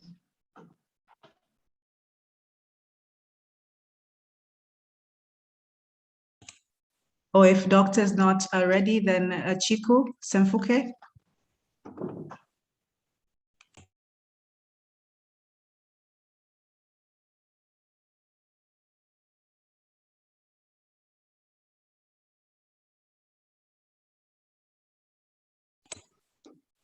Okay, both don't seem to be on, or maybe they'll join us a bit later. And maybe now we can. Anasia Maliko is ready. Anasia is ready. Oh, okay. Karibu sana, Dr. Anasia. Asante sana Namwaka. Thank you very much. Good morning, everyone. Yeah, my reflection on the presentations is I thank you, Dr. Katera, for a very nice presentation. And it was very impressive. And I was so impressed on the presentation, but I needed Dr. Katera, if he had looked on the data on the inequalities in the education and economic issues, especially the data he had is 2012 to 2016. I wished if he had data from 2017 to 2021, then we could have seen the impact of the free education and how it has impacted women into completion of secondary schools, primary schools, and how it has real effect on the gender balance, because on those issues we have seen many more dropouts from school, they don't complete. And also we had also this inclusiveness of women in the budgeting process. My experience is majority of women, especially learned women, they don't participate. Actually, the learned people who are in township or urban areas, they are not even aware that it's their responsibility and it's their constitutional right to participate in the budget process in comparison to the women in the rural areas. So those things, if they were brought about in the report, we could have seen how we can create more awareness and motivate women to participate and create more rooms for women in decision making. And also the issues of water, transport. I'm from the agricultural side, I'm an agricultural economist. We can see how women, they participate more in agriculture, but their activities are being affected on those two sectors much more, as access to water is important. They take too much time to find water to do their home activities, and then this has an impact in their productivity. And when it comes to transport, the road infrastructure, you know, these things are directly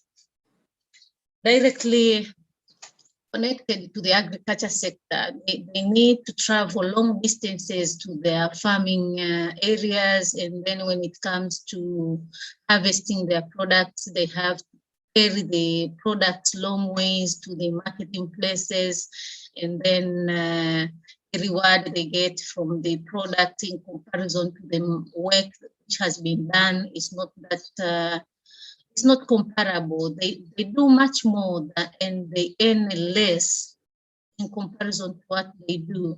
So we have there is a lot to be done in the budget in consideration of women activities and what they do.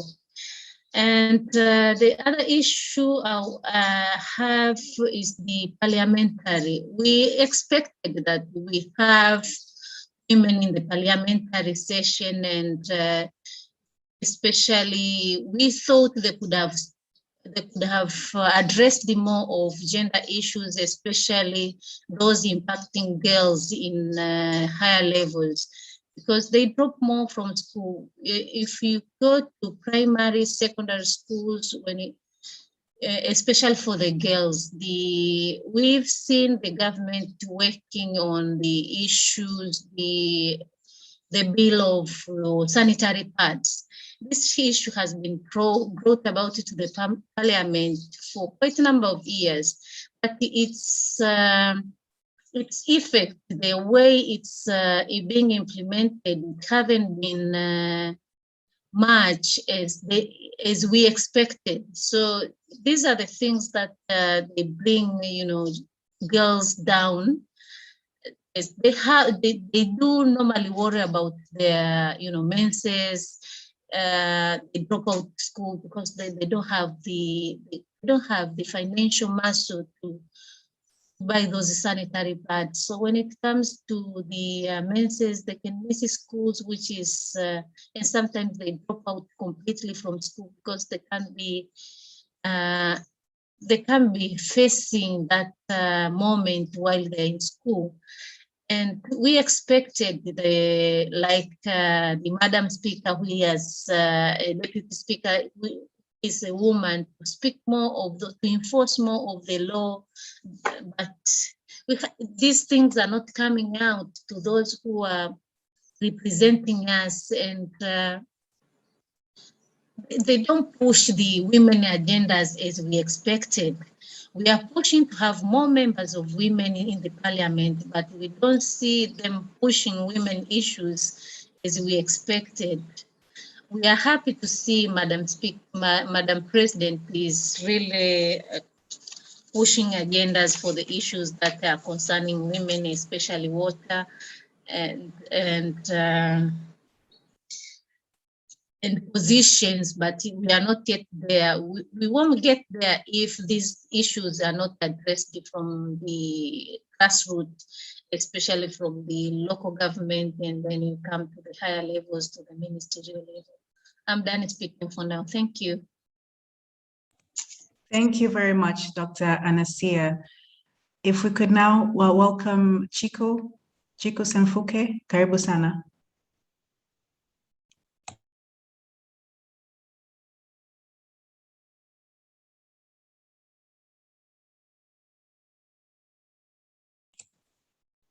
I think she may have dropped off.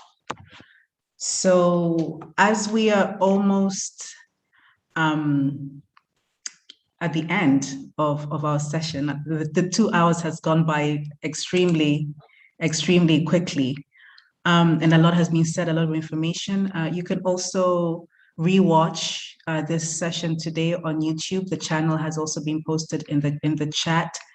Because I really believe that there was a wealth of information and knowledge and recommendations that have come up from the session today.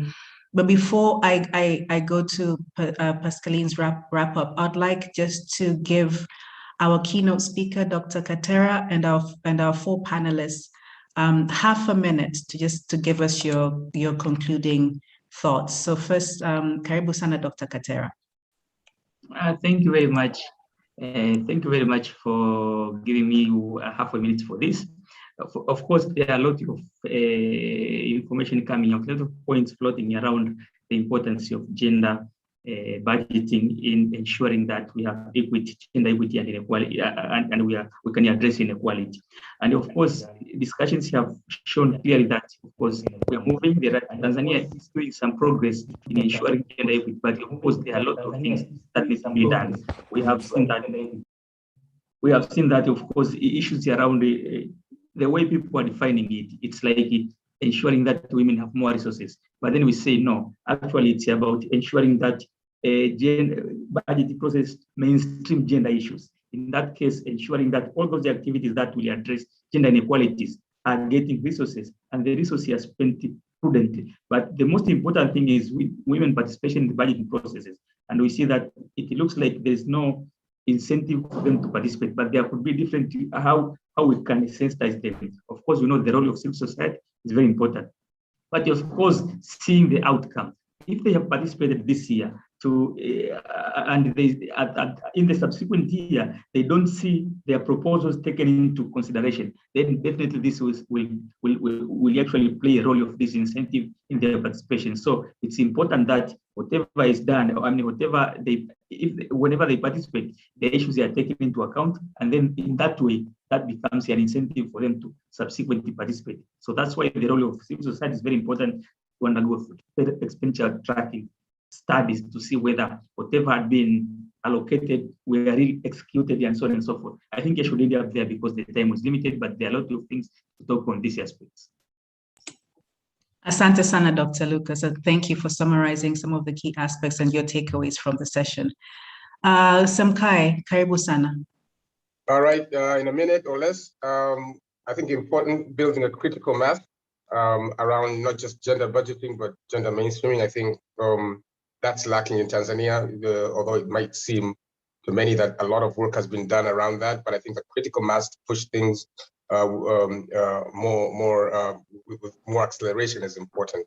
And I think the other thing for me would be involving men in gender mainstreaming issues, not just gender budgeting. They're an important partner to make it successful. Yeah. Thank you very much, Semkae, for really keeping it short but to the point. I'd now like to call on Dr. Neema. Karibu, Dr. Namwaka. Thank you, Namwaka. I think we need to educate those in power. So what I'll say that we need is tone at the top. If there is no tone at the top, then there is nothing that we can do.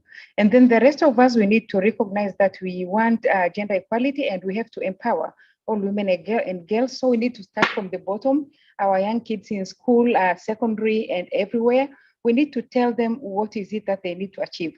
And Namwaka, I'll just answer one question from Dr. Anasia. She was talking about recent statistics in terms of education. If you look at the statistics in 2021 by the World Economic Forum, in primary school, women are 51%. In secondary, 51.4%.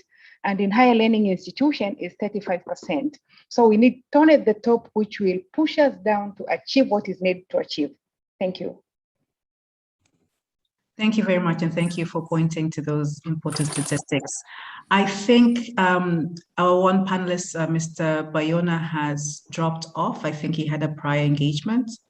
And so I'd like to call on Ms. Hadija from Bank of Tanzania to give us her final thoughts and words. Thank you again, Namwaka, for this small wrap-up. I think the whole agenda for women empowerment initiatives is very important. Yes, we're concentrating on budgeting, but the whole agenda for empowerment in all aspects, moving from the financing to the social aspects, and even to the environmental. Now we're talking about new upcoming issues of climate change and everything. So I think it's very good to have awareness campaigns for women to know that they're also part of this initiative. They also have a role to play from every stage that they are, and they should be ready to be part of the initiative from whatever sitting we sit in, whether we're in the informal sector or we are from the formal sector. And a very good takeaway from Semkae is that I think moving it in another eye is to try and empower the men. While we try to empower the men indirectly, it will be very easy now to foster the initiative. Thank you very much.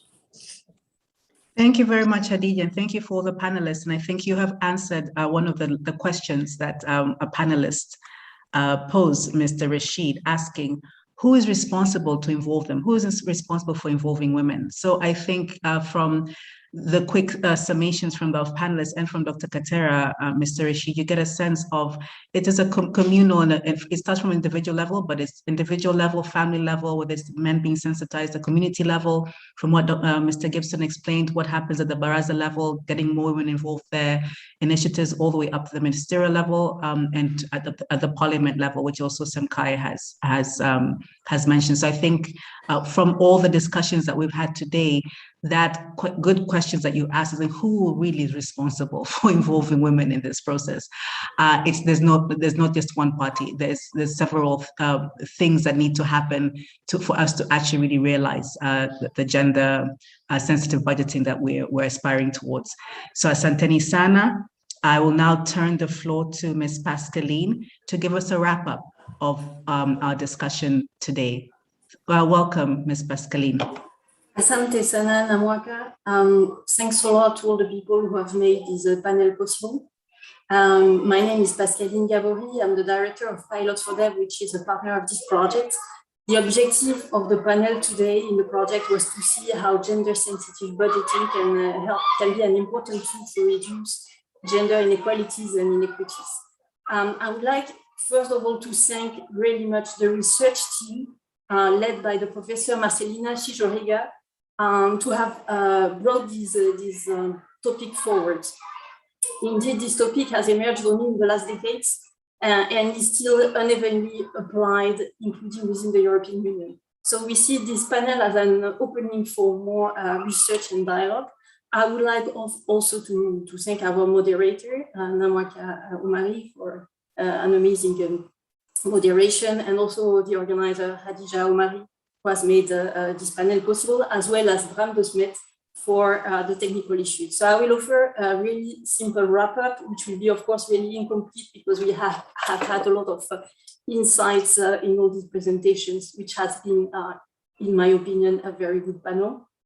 So we started with our keynote speaker, Dr. Lucas Katera, who gave us an overview on the topic and who, of course, reminded us that a gender-sensitive budget is not only more allocations of budget to women, but is starting from several steps, the mainstreaming of gender, but also more gender aspects into budget planning and processes, more allocations, disbursements, and also, very importantly, a call for inclusiveness and participation of women and women networks within the budget planning.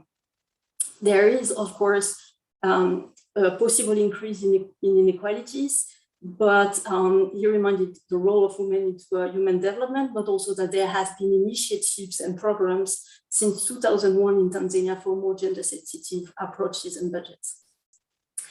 Then we had a very interesting and panel, which started with Semkae Kilonzo, who's also an expert within the project.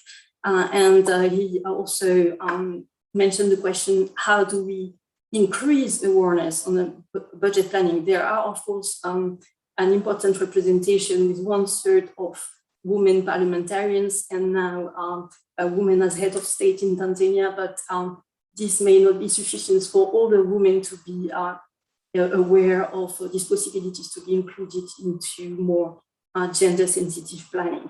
He also asked, how do we link these gender-sensitive budget to SDGs, and how is it possible to increase the accountability, which is also in link with what Namwaka said at the end, who will be responsible for involving more women into the plan. Then we went to a very, very interesting interventions from Dr. Neema Kiure, who started with who are the stakeholders of the gender-sensitive planning, how to decrease the gender gap, and she said that there will be opportunities for more gender action plans at the different levels, at the national level, more coordinated actions and more maybe key performance indicators. She also focused on the fact that not only women, but also men could be more aware in order to have a more efficient improvement. Then we had also a very interesting speech from Mr. Gibson Bayona, who also explained that there is a necessity to have women, for instance, in the water sector, and to have, for instance, more water engineers and water councillors. But this is also difficult. So there are difficulties for women to be in these leadership roles. The intervention from Hadija Kishimba was also very interesting, as she reminded that it is also important to empower women financially. And she asked what are the main steps for women to be involved in all the budgetary process. So finally, in the questions and answers, we came back to the questions on what would be the next steps for improvement, what would be the processes, who will be accountable, how to reduce the inequalities, but also, as Semkae mentions, how to apply the perspective of these budget-sensitive plannings also to important questions such as taxation, infrastructure, and he gave a very illustrative examples with roads, which could benefit the access to more infrastructure, health facilities, and so on. So the conclusion is that this is a new window for dialogue, which would call, of course, for more dialogue and also research, as we see that this is a complex issue. So I would like to thank you all very much again for organizing this very interesting.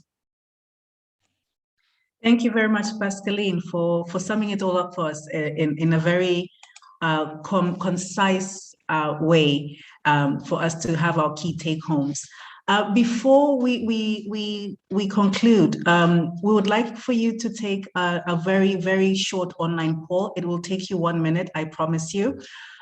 We did this at the very beginning of the session today, but we're aware that we did not capture everybody. I think in the morning we had about 20 participants who completed it. So if you could kindly, for those who did not complete it in the morning, if you could kindly just take 1 minute to answer very, very few questions. And I believe you just scroll down the questions as you respond to them. So as you're doing that, I will welcome Chiku, because I believe Chiku is now on, just for her very quick final thoughts as we're allowing participants to take the poll. Karibu sana, Chiku. Hi, good morning. Sorry, I had stepped out. Apparently I was called. My name is Chiku. I hope I'm audible. Hello, can yes, you hear you are. Yes, you are very audible. Karibu sana. Okay, Asante. Well, thank you for this wonderful session. It's been very enlightening. And to tell the truth, it has concretized most of the things that I already know. I work in the development sector, so it's very important when we speak of budgeting, we have to ensure that it's inclusive. And maybe just, you know, we've been speaking about budgeting in terms of the public sector and a little bit of the private sector and a little bit of how we can assist women in the informal sector. But we also need to look at it as in terms of development organizations. You know, most of the key guidelines for donors funding is that to ensure that all projects or programs are gender sensitive, right? So we need also in terms of development partners to ensure that any program that they are supporting, gender budgeting is part and parcel of the implementation of the programs and the projects. And monitoring and evaluation, during the monitoring and evaluation time of the projects, it's also important to see how far have these programs or the funding that has been have been given to the projects, how have women been included in the process. And it's not just part of the budgeting process, not part of the planning, but also part of the development processes. So that's a little bit of my take, and thank you.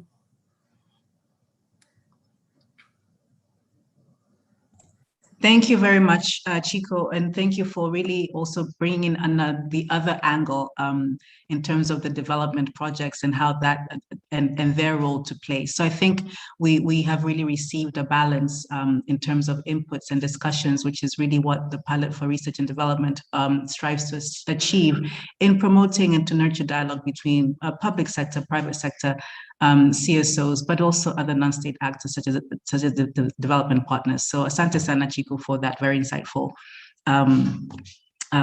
short but insightful presentation that you gave us. So I believe the poll is still ongoing, or it should be almost completed. But I encourage you all those who haven't completed the poll, to take the poll as we wrap up. I realized that I did not introduce myself at the beginning. My name is Namwaka Omari, and I was the moderator for today's session. So we thank you all once again for this, and we also would like to get your feedback in terms of how we can make these sessions better. Pilot for Research and Dialogue really welcomes and encourages your input so that we know how to better inform our future sessions and our future research as well. So if you could also share with us ways in which we can improve, or the things that we're doing well to keep on doing them well, but areas of improvement so that we can really serve the objectives of Pilot for Research and Development, but also reach the stakeholders that we want to reach, such as yourselves, and produce the desired outcomes. So do not hesitate to reach out to us. The chat is still open, and Dr. Lee shared the website for Pilot for Development, as well as reaching us through other means to share your opinions and thoughts as to how we can we can move together in the future sessions to meet our intended objectives. But with that, I think our time is up. We thank you all for taking your time and staying with us through the full 2 hours. We really appreciate it. We know it's not easy. And for all of our participants from outside of Tanzania, thank you. Thank you for those that had to wake up a little bit earlier than normal to meet the time differences. And thank you for sparing your time and availing your space and your mental headspace to hear the conversations and discussions that we've had today.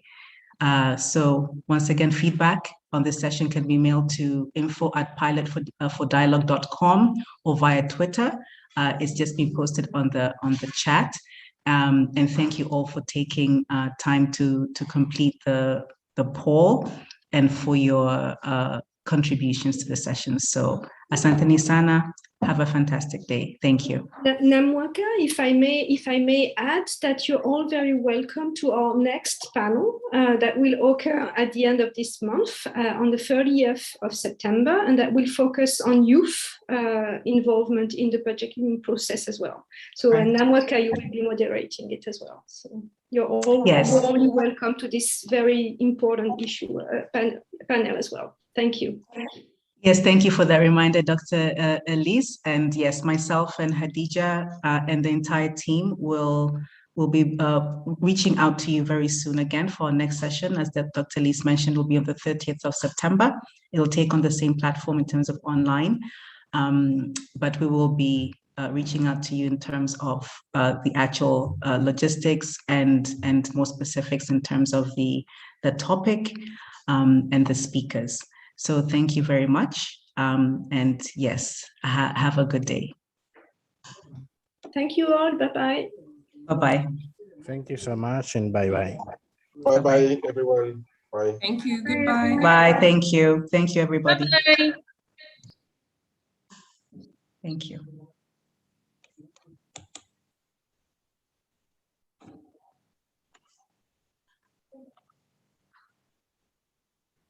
Thank you, Namwaka. Good job.